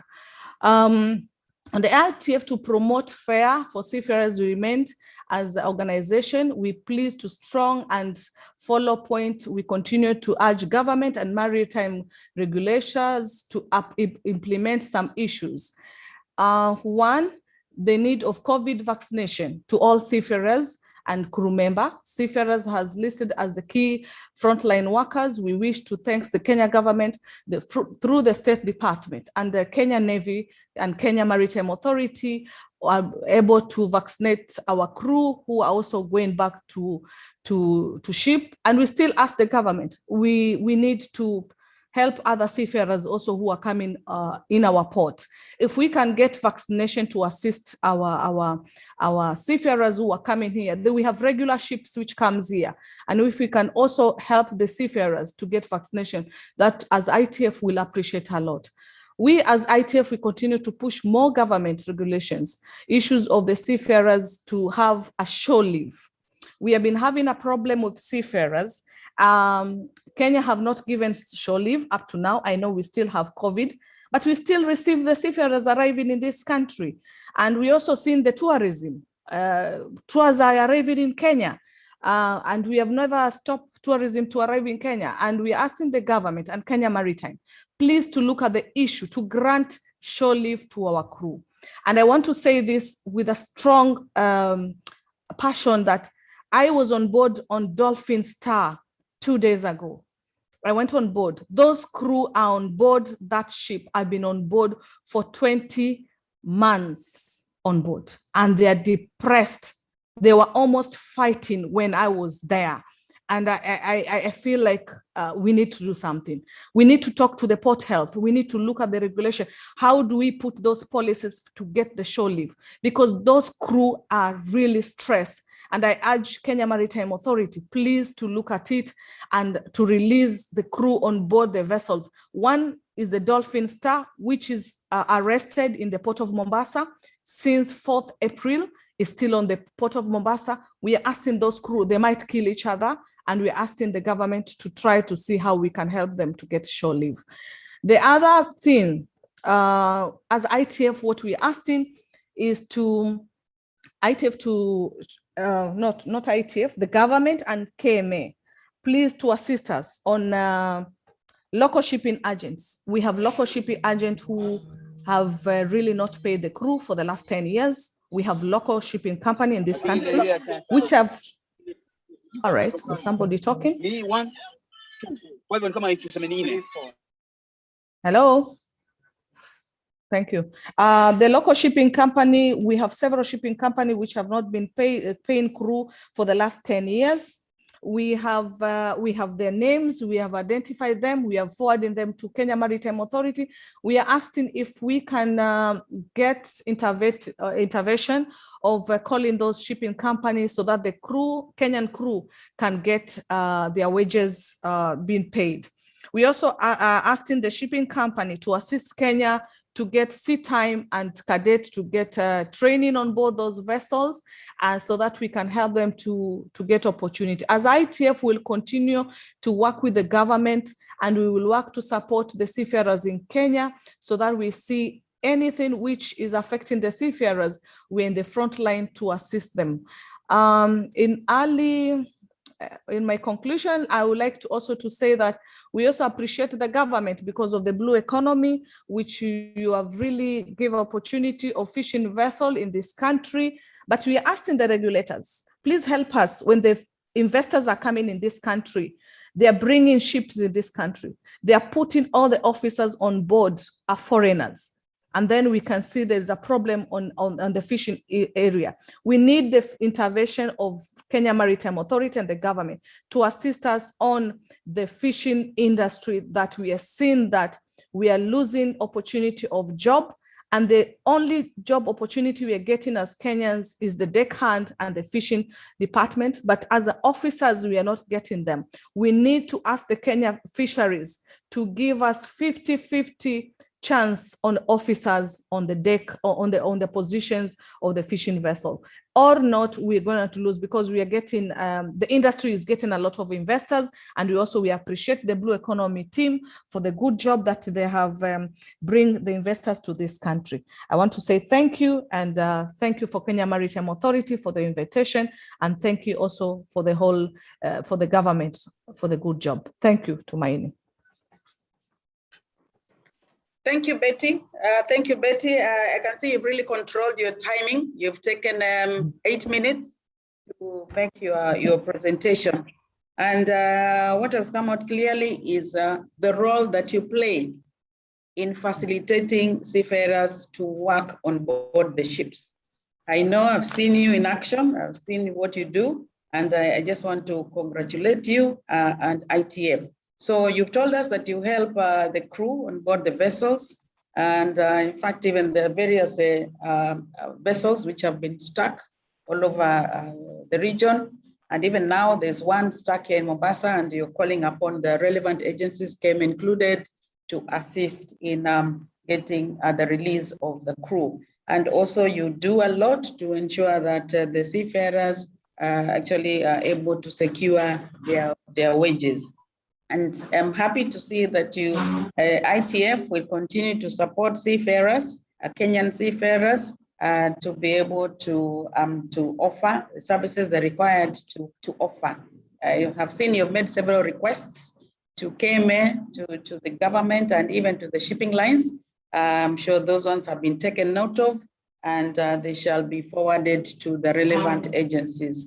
So thank you very much, Betty, for that insight that you have shared into this area, and how you are still there spearheading a fair future for the seafarers. Thank you very much.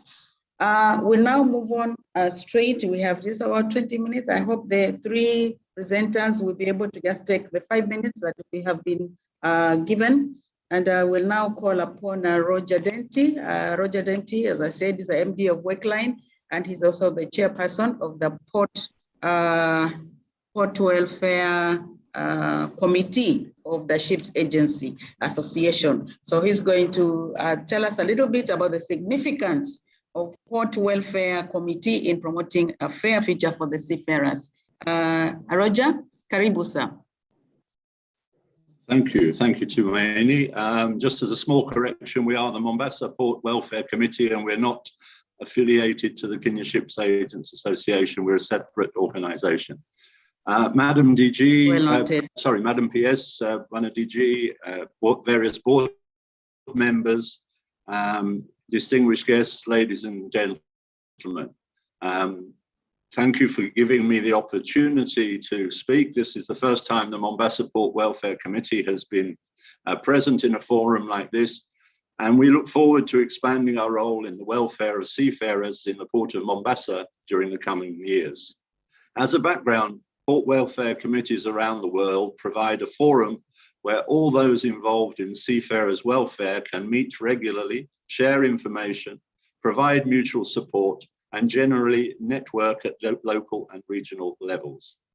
They also provide an opportunity to brief members on wider issues that may affect seafarers and their families visiting or residing in Mombasa and Kenya coast in general. In accordance with the ILO Maritime Labour Convention of 2006, the Mombasa Port Welfare Committee was inaugurated on the 30th of October 2018, courtesy of the wonderful input received from ISWAN, which is the International Seafarers Welfare and Assistance Network. And we have been progressing slowly forward since that point. I say slowly because we do have an issue with funding. So all progress made so far has been basically courtesy of the mission to seafarers who have helped us to get where we are today, and this invitation to this august community. Under the ILO MLC 2006, there are clear guidelines for the establishment and maintenance of welfare boards and port welfare committees. This convention lays down under Regulation 4.4 access to shore-based welfare facilities, and that members should take measures to ensure that adequate welfare facilities and services are provided for seafarers in designated ports of call, and that adequate protection is provided to seafarers in the exercise of their profession. It also emphasizes under guideline B4.4.3 that responsibilities of members that 1, welfare boards should be established at the port, regional and national levels as appropriate.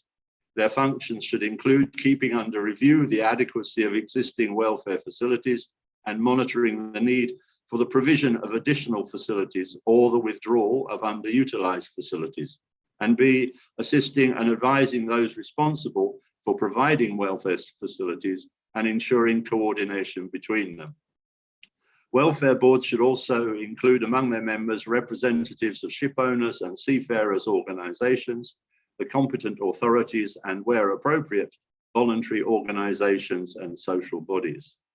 And thirdly, as appropriate, consuls of maritime states and local representatives of foreign welfare organizations should, in accordance with national laws and regulations, be associated with the work of port, regional and national welfare boards. The Mombasa Port Welfare Committee recognizes the unique strengths of each member organization and the great value of their local knowledge in understanding seafarers' needs. In addition to providing a meeting forum, membership of a committee provides a regular opportunity to meet and better understand the work of others involved with maritime welfare in the various areas. This can be invaluable at times of crisis or even when dealing with day-to-day problems. The committee is pleased to welcome as members those who have a contribution to make to the welfare of seafarers. As such, our inaugural committee has on board members for the Kenya Ships Agents Association, the Mission to Seafarers, KMA, KPA, Apostles of the Sea, the ITF, the National Union of Seamen, Immigration, and the Marine Police / Coast Guard. So you can see we already have quite a good coverage, but if anyone knows of other organizations, and Captain Bakari, I think we should also be represented, please let us know so we can duly consider and invite them. Our function, therefore, is to bring together as many players in the industry as possible to seek ways to promote the welfare of sailors and their families in the port of Mombasa, whether visiting or local. We firmly believe that more consultation between all interested parties will help to alleviate the plight of seafarers in many different circumstances. We are all aware that occasionally seafarers are abandoned by their owners whilst in port, and various speakers before have mentioned the case of the MV Jinan, which was in port for over a year, and all the Syrian crew were left on board with dwindling supplies. Only by the grace of God and the goodwill of the ship's agent, the KPA, KMA, ITF, and the missions to seafarers were they able to survive. The seafarers went to the Admiralty Court to try and receive justice, and the court eventually found in favor of the crew. But again, it took a combined effort by the missions, KPA, KMA, ITF, the Coast Guard, Immigration, and Port Health, amongst others, to get the crew released, paid, and onto flights out of the country. This is a very good example of how the Mombasa Port Welfare Committee can be involved to facilitate all players in the industry to promote a fair future for seafarers at the Port of Mombasa.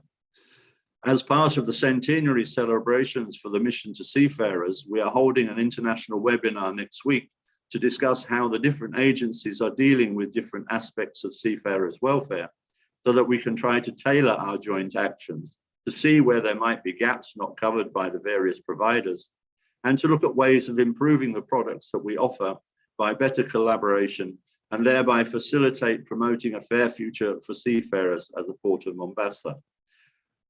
Betty's impassioned pleas for help are something that we take very much on board, and we feel that a better coordination should be done, especially in the case where ships are abandoned or crew is abandoned or messed around with in the Port of Mombasa. And I believe a more coordinated approach will yield some good results.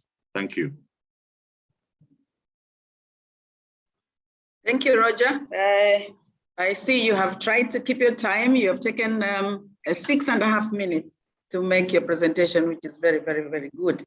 So you have shed some light on this, and okay, I'm glad you have corrected me. I thought this was part of the committee that you chair at the Ships Agents Association, but you have corrected that this is not in any way connected or linked to the Kenya Ships Agents Association. And this committee is actually guided by the ILO Convention on adequate protection for seafarers and seeing that their welfare is taken care of. I see you have already some membership. You have KMA on board, Mission to Seafarers, BMA, ITF, SUK, Immigration, Coast Guard, and you're still calling for others to come on board so that you can pull this together and to facilitate seafaring at the Port of Mombasa. We have noted that you have a webinar convened next week to be able to see how you can move forward the objective of this committee. Thank you very much for that insight. I will now move to the second last presenter, who is Reverend Moses Muli. He's a chaplain at the Mission to Seafarer here in Mombasa, and he's going to now shed some light, because I know he deals with the seafarers almost every day. They visit him at the mission there. So he's going to tell us the role of the mission in promoting a fair future for seafarers. Welcome, Reverend Muli. Thank you so much, Madam PS, Mama Yetu, Chairman, Kenya Maritime Authority, Board of Directors, Director General, Kenya Maritime Authority, my fellow panelists, and all other participants.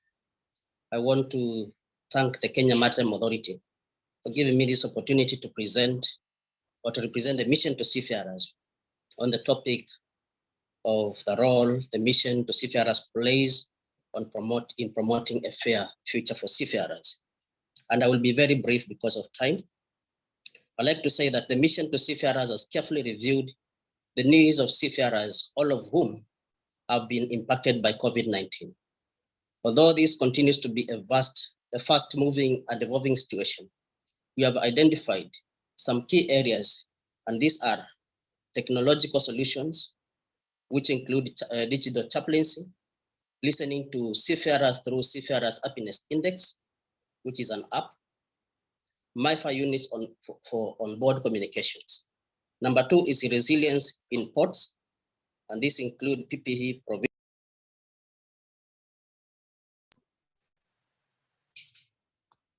minibus adaptations, seafarers safe centers, and the last one is advocacy, representing seafarers. To begin with the technology, we recognize that we can use technology to improve our reach to seafarers, maximizing the opportunity in response to that need. We are focusing on mental health and personal well-being, building on new advances already made during the COVID-19 crisis. Digital chaplaincy, that is chat to a chaplain. We have 25 trained chaplains, qualified chaplains from all across the time zones who operate a chat line in response to real-time to seafarers' immediate worries and concerns. Qualified mentor first aid and pastoral counseling, they are well placed to do their work online, which they would otherwise do in port. We know that this does not replace the valuable face-to-face work that we do, but this is one solution which enables us to reach those who would not otherwise be to. With shore leave decline and access to ships becoming more difficult for chaplains, we know that the seafarers' worries and anxiety have become heightened during this crisis. With many and extended contracts and reduced access to chaplains in ports, this service is very crucial. Number 2, on technology is listening to seafarers, and we have a Seafarers Happiness Index, which was founded in 2015 and is designed to monitor and benchmark seafarer satisfaction levels by asking about 10 key questions and serves as an important barometer of seafarer satisfaction with life at sea.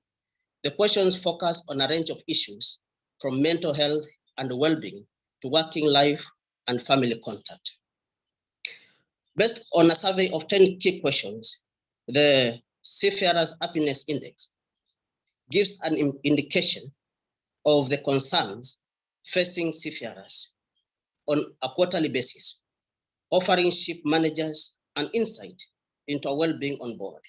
The main focus is given to COVID-19 related question right now. This has been converted into an app to allow for greater reach and coverage, which provides seafarers with a key choice, with a key voice in this anonymous survey. And the last thing on technology is connectivity for seafarers. We have introduced MiFi units for ships. We understand that there are still large numbers of seafarers without access to internet on board their ships. Most seafarers are now denied shore leave because of the effect of COVID-19. Many have been given extended contracts, highly dependent upon our chaplains and frontline staff to provide them with transport to nearby seafarer center or shopping malls. These seafarers find themselves cut off from the rest of the world. MTS is still visiting ships, and we believe that mobile MiFi units has opened up communication for them and to their families. Chaplains and ship visitors are able to lend the units to ships arriving in port and return to collect them before they sail. The other thing is resilience in our port. Our port-based chaplaincy and center provision is at the heart of our support to seafarers. COVID-19 undermined our ability to deliver that service, and we expect to face ongoing issues in the world that emerges from the crisis.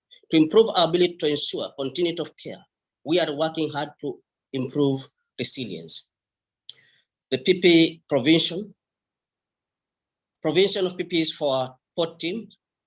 We ensure that our frontline team, that are ship visitors, are well protected, providing seafarers with confidence that precautionary measures have been taken. Minibus adaptation to reduce transmission. To safely transport coronavirus-free seafarers and to keep them safe and healthy, we have adapted our vehicles. The adaptation include plastic seats covering, the removal of carpets, and where applicable, seats. We have also signals showing where to sit, not to sit, and sanitizers and antiseptic spray. Seafarer centers. We have prepared our centers to receive seafarers in a safe and COVID-clear environment. And sanitizing units have been fitted at entrances and other appropriate locations, and plastic seat covering on any fabric seats. And most of our centers in the world right now are being used as vaccination centers for seafarers, something I would like to urge our government to emulate. Why am I emphasizing on this? It is because, as Betty mentioned it before, is that we have seen tourists being allowed into our country and other visitors. We feel that our seafarers are discriminated for not being given shore leave. And so we want to tell the government and all other authorities that the mission to seafarers is well prepared. Our centers are well prepared, our minibuses and our staff. And so if shore leave is allowed, then we have a safe place for seafarers. The last thing is advocacy. And advocacy is very much at the heart of Mission to Seafarers work. We respond to seafarers' issues, including justice and welfare cases, repatriation, abandonment, late payment of wages, shortage of food and money, piracy, bullying, and discrimination. The list is endless. Since COVID-19, these cases have become even more prevalent, with the most recent being the case of MV Jenang. This core advocacy work is vitally important part of our response to the most urgent and distressing of seafarers' needs and require patience, compassion, and due diligence to ensure the most appropriate response. As I wind up, I would like to appreciate great support that we have continued to receive from all maritime stakeholders, including Kenya Maritime Authority, the Kenya Ports Authority, and all other members of Port Welfare Committee. Thank you. Thank you very much, Reverend Muli.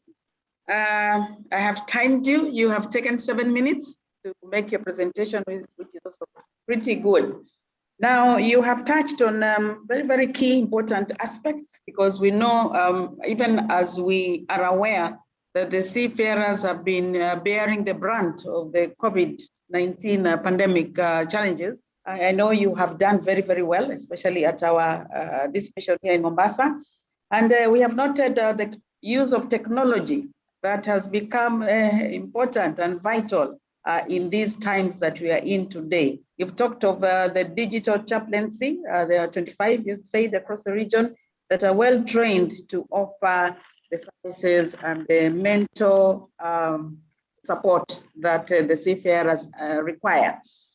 You have also touched on resilience.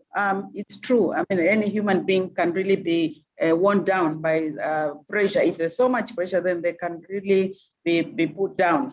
And I've seen that you have continued to give care to improve their resilience, and that you're also offering sanitized environment in the missions, so that when the seafarers visit you, then they are safe, they're very safe and protected.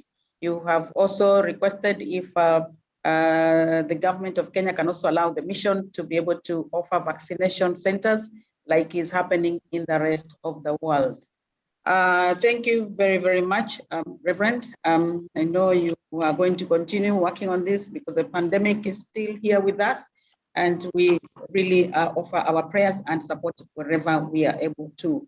So I think we have just about 5 minutes. I will call on the next presenter, who is Fiona Mbandi. Fiona Mbandi is the chairperson of WOMESA Kenya, and she's going to take maybe some 4 or 5 minutes to just shed some light on the gender equity dialogues that are in place towards promoting a fair future for the seafarers.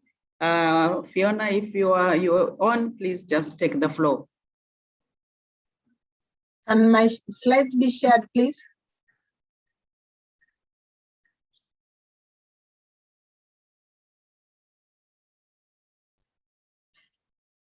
Okay, good morning, everybody, or is it good afternoon? Just 1 minute past the afternoon. First of all, I really appreciate KMA for this invite. I also want to appreciate all the panelists that have come before me. And especially, I would like to appreciate the PS, who is also our patron for WOMESA. And since I have very short time, I will quickly go into dive in and talk about the dialogues. The first slide you're seeing there, we have our our page, which shows the emails and the website and the Facebook and the Twitter. I would like the panelists and everybody on board to be able to go into that and see what we have prepared for the seafarers. We have a little things that we have prepared for them to recognize their day. And I really want to please wish all seafarers for this particular day, Happy Seafarers Day. I also want to recognize the wives, the mothers, the sisters, the aunties, the relatives, the aspirants, even the admirers who have along the line wanted to be seafarers. We also wish them a Happy Seafarers Day. Please, the second slide. Who is behind the slides? Yes, about WOMESA. What is WOMESA and why WOMESA?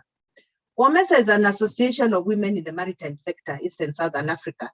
And it is formed under the regional body, which is WOMESA region, and it's formed under IMO. IMO is International Maritime Organization. It was really formed to be able to promote the gender equity under Agenda 5.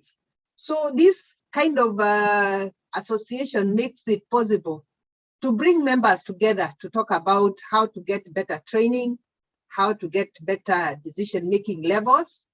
And we are based in Kenya as a region, as a chapter. And in Kenya Maritime Authority, we are also given the Secretariat desk. In our objectives, there are 6 of them. We have training as one of the main objectives. And I want to mention the objectives because they come very clearly together with what we are saying as dialogues. Through our training, we are offering some dialogue. And dialogue means we have also mentorships. We also mobilize a lot of resources where we can, especially soft skills. Then we also mentor. We also have partnerships with stakeholders, and we also do recruitment. And most important, we are trying to do research and policy development. Next slide, please.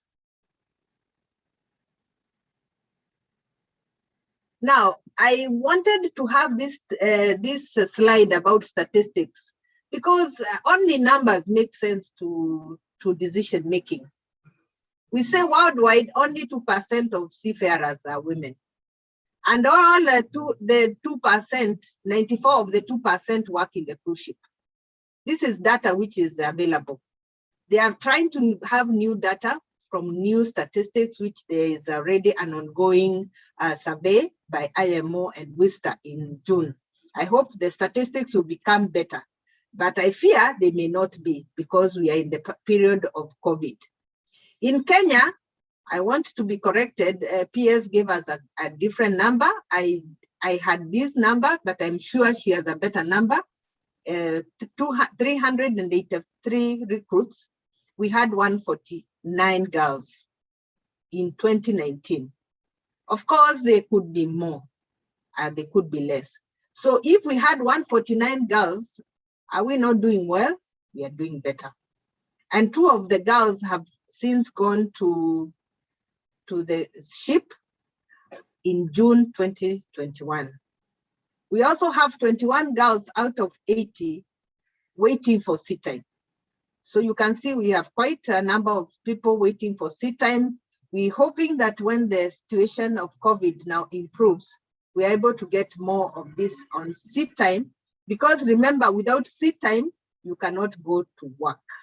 And this is a requirement in all facilities that that are employing. Next slide, please. Now, the next slide is just showing some of the girls that have been on board in 2018, 2019. You may recognize them, but some of them have maybe come back home. But most of these are on the cruise ship. We have some who are engineers there. I think Betty should have been on this picture somewhere because I even took a picture of her yesterday on coming from the ship after inspection. So you can appreciate, as much as we are talking about seafarers, the numbers are still far much low. But we celebrate even those that have gone on board. Next slide, please. Now, how does WOMESA have dialogue? What are the dialogues? What are these that we are talking as dialogues? What is the conversation that we are having? We have tried to break down in 5 different levels. When we say the first dialogue which we have is at the level of schools. When we go to mentor, during mentorships, we tell them about seafaring, we tell them about maritime, we tell them about blue economy, we tell them about the availability of jobs and opportunities. We also go to Tibet's colleges all the way to university, and by extension, the community. How do we reach the community? We reach the community by the students themselves. They go and tell their parents, they go and tell their neighbors, they go and tell their village mates, they go and tell the community about this new area, which maybe a lot of people did not know. So they are advocates of change. During our own trainings as members, we are trying to advocate more on the leadership roles, because only during leadership can you make policy, can you be able to lobby to your employers, can you be able to lobby to your sponsors, and that's another avenue. Another avenue of dialogue, you've been able to participate even during the recruitment process, which has been highlighted by all the previous speakers. We have been here as mentors. We've talked to them before they went on ship. We've talked to them even some when they came back. We've been with them even during prayer times. Even some of those that even went on fishing boats, we were able to have prayer meetings with them. So as mothers and as sisters and as wives and as the female folk, we are known to be soft-skilled, and therefore we make sure that we are dialoguing in this. We have also involved ourselves with a lot of partnerships. I can say that in the last 4 years, there has been quite a busy time for WOMESA. I will recognize some of the government agencies like KMA, KPA, Kenya Coast Guard, and we have also been quite involved in the media. I've already shared with you the media platforms that were involved. We've been involved with the clergy, the academia, the Mombasa Port Charter, the UN Decade, the regional and the international agencies, Go Blue, IPSTC, the community business sector, Friends of WOMESA, and all the employers where our members come from. I will not maybe have named everybody, but the partnerships are quite many. And we are happy to be involved with these partnerships because together we can go far. Next slide, please. So how does WOMESA now get supported by the community? Through those advantages, those partnerships that I've mentioned, we would want to go more into them, because if I am employed and I'm an employee and I'm able to lobby to my employer that more and more girls go to the sea, then I'll have achieved my objective. Then we'd wish that the relevant labor laws, which are under the Maritime Labor Convention, are fully implemented by Kenya, because with this, we will support the labor and will give good area for those who want to work in the maritime, especially the girls, because it is usually not very easy to convince somebody to go out there from 9 months away from home. But if the conditions are good, if the sleeping conditions are good, if the work condition is good, they will find it a good place to work. So in this, I want to finish and say that, last slide, please. We want to say that to achieve gender equality and empower all girls is one of the agenda under UN Agenda 5. It is one of the targets, and that's where we want to go. All the best and have a beautiful day. Thank you, Tumaini. I'm finished. Okay, thank you, Fiona. Thank you very much. You've been very brief. You have taken 8 minutes also to make your presentation. You have shed some light on what WOMESA is all about, how it was formed, and what its objectives are. You have also shed some light to the participants, the number of girls who have been able to secure opportunities aboard the ships. 383 recruits, out of them 149 were girls. That is very good, it's almost half. And then also another 25 girls plus 80 boys from these institutions are awaiting sea time. I think that is very, very encouraging. But yes, we still have a lot more to do. We want more girls to go into the mainstream maritime activities. We want 50-50. 50% of girls to go into the sector. And I'm happy you have shed some light on the conversations WOMESA is having with its various partners and even the schools, the colleges, and the support that WOMESA requires to ensure that this partnership bears fruit.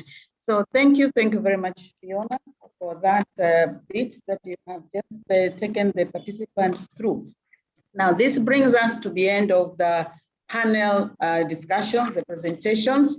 I am told we have run out of time, but I have requested the host to just give me maybe 2 or 3 minutes to be able to just maybe share what has come out. There's some questions that we have received, maybe just to share them with you. And I'm seeing most of them are to do with training. There's somebody from Zanzibar who has questioned us, and they're asking, I have a question for the authority in Kenya. When maritime training in Kenya will provide, a training for officers' courses in seafarers. I think the CEO, BMA, already touched on that. And then somebody has asked, what is this that is called Maritime Awards for East Africa, which has been conducted by Kenya Maritime Authority. And I think I know what they're asking about. They're asking about the EAMA. These are the East African Maritime Awards that have been introduced by KPA and her partners, KMA, and the other agencies.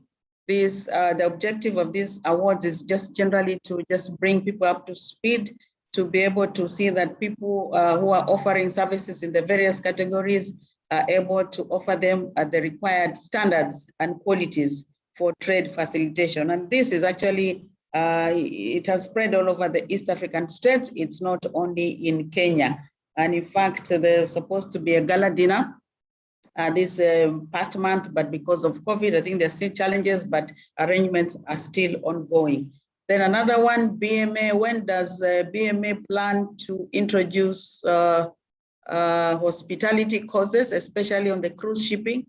And how will this be done? I'm hoping Mr. Muraya can be able to respond to that. And then somebody has thanked Madam Nancy for the insights that she is doing for seafarers in this country. Okay, I think that is more of a comment. And then which is the other one? I think maybe Mr. Muraya could just shed some little light on what we are still doing. That they're asking, the young ones are asking, maybe we can just take 1 or so minutes to just be able to respond to that. And then I think we'll be able to bring this to an end. Sorry, Namoya, I was out of network for some while. If you could come back to what you have said. Namoya, can you hear me?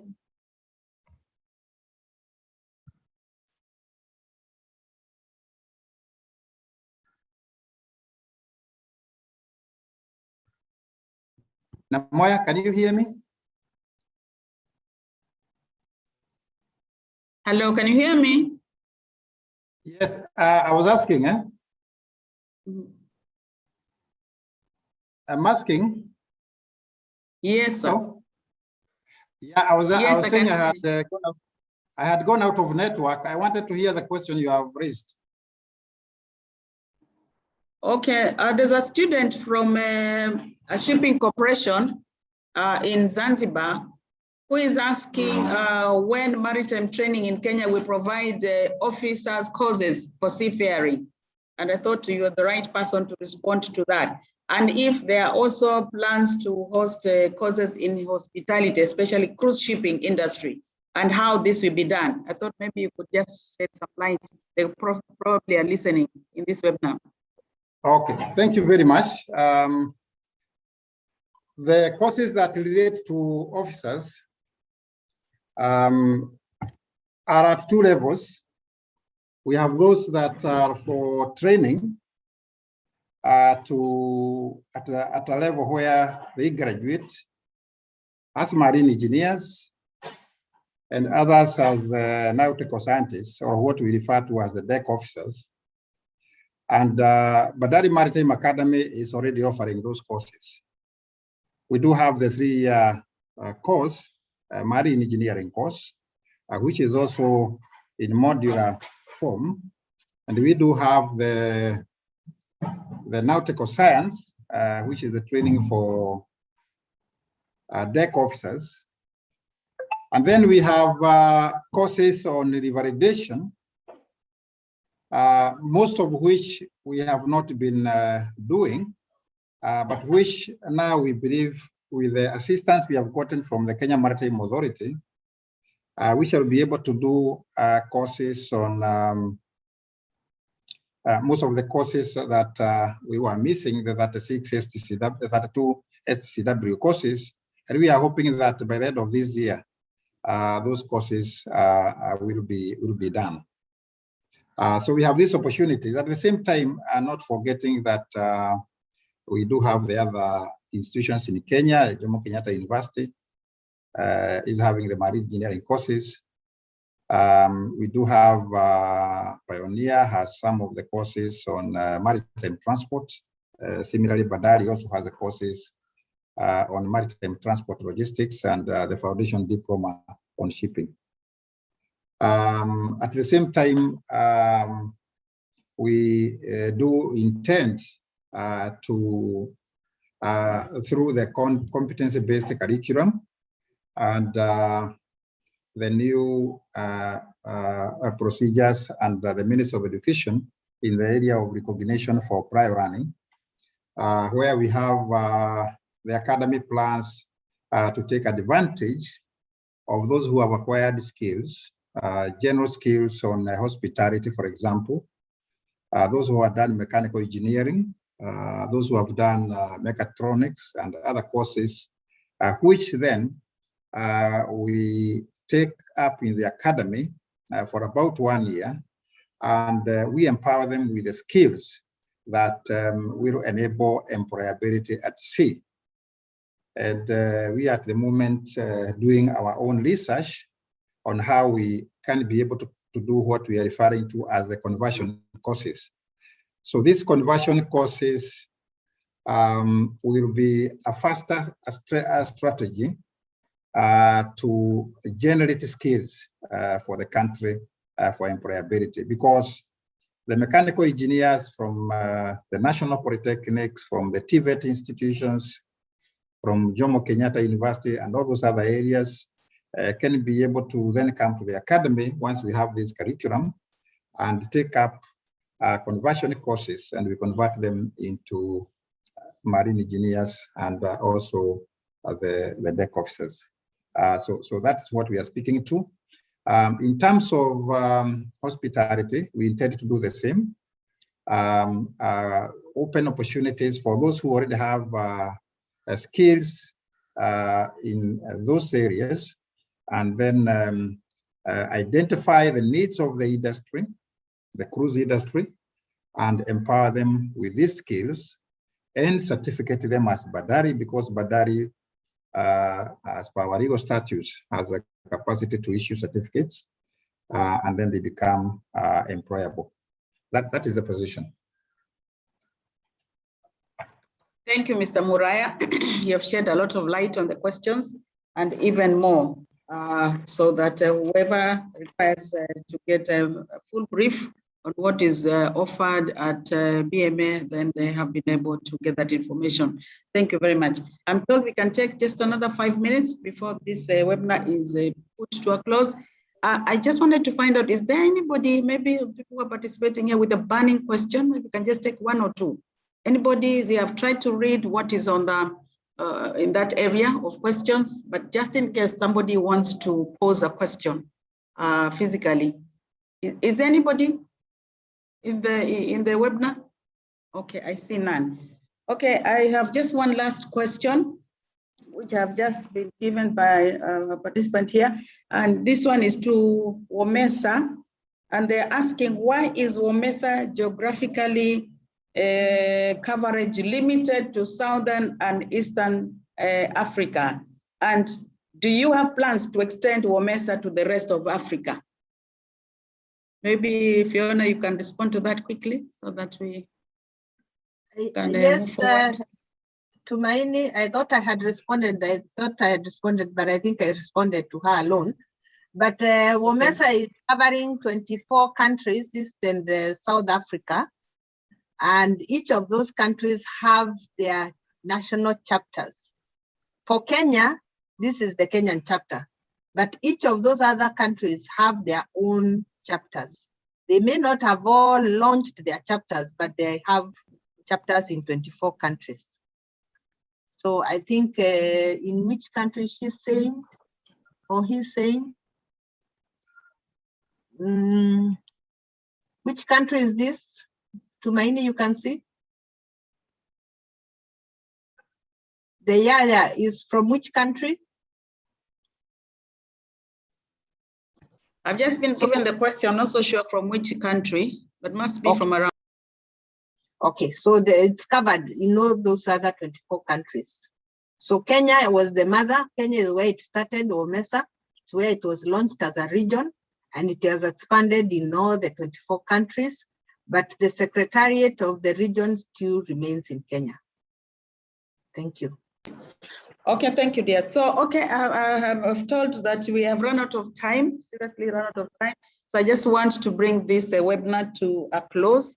And for the way forward, we had a rapporteur who's been taking all the notes of the issues that have been raised in these discussions. And they're going to put them together in a matrix form, and they will be able to forward all the relevant issues to the relevant departments, agencies, and ministry, and government, of course. So that area, I think we shall be quite. Yes, sir.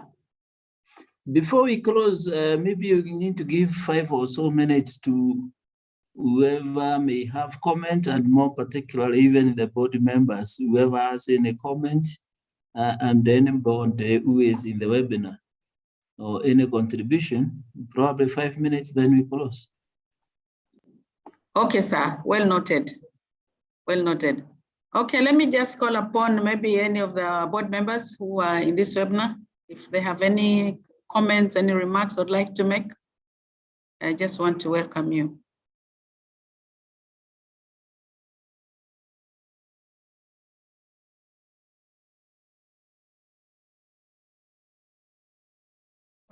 See none. I see none. So maybe the participants, anything burning? Participants, if there's anybody with anything burning, any contribution, ideas, recommendations? Okay, I also see none. Digit, do you have something to say before Madam CS moves a vote of thanks? Well, no, I have nothing else to say. We can go ahead. Okay, thank you, sir. Okay, let me invite my colleague, Mrs. Jane Otieno, who is the Corporation Secretary here at KMA, to move a vote of thanks. Jane, karibu. Thank you. Thank you. You can hear me? Yes, we can. Okay. My singular duty is to give a vote of thanks to all those who have made this very interesting webinar possible.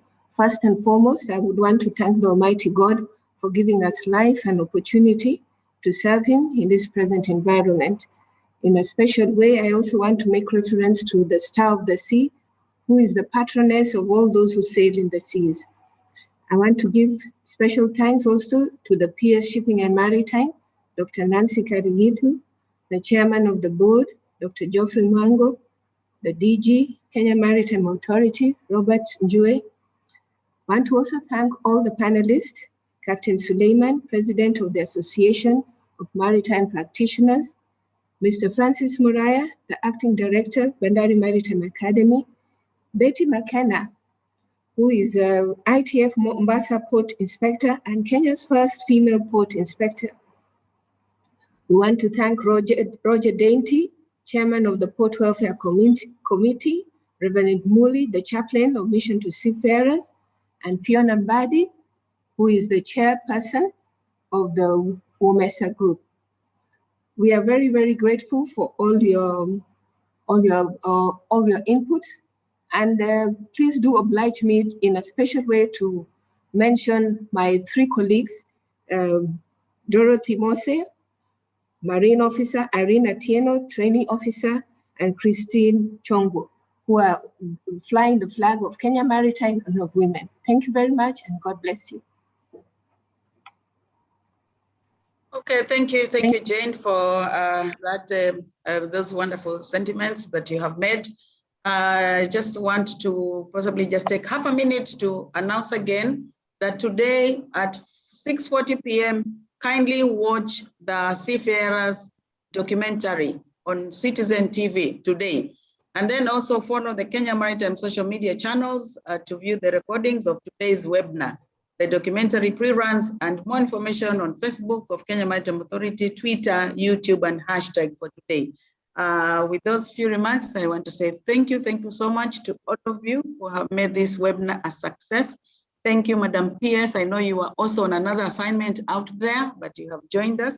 Thank you, DG. Thank you, Chairman Keme, and all the panelists. Thank you very, very much. So I will ask Michelle once again to close this webinar with a word of prayer. Michelle.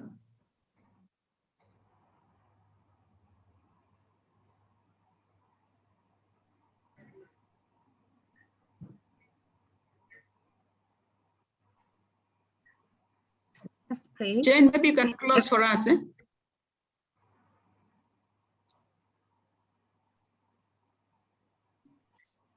Let's pray. We thank God for our successful deliberation. May He continue blessing us and guiding us throughout this day. In Jesus' holy name, we do pray. Amen. Amen. Amen. Okay, thank you and have a blessed afternoon.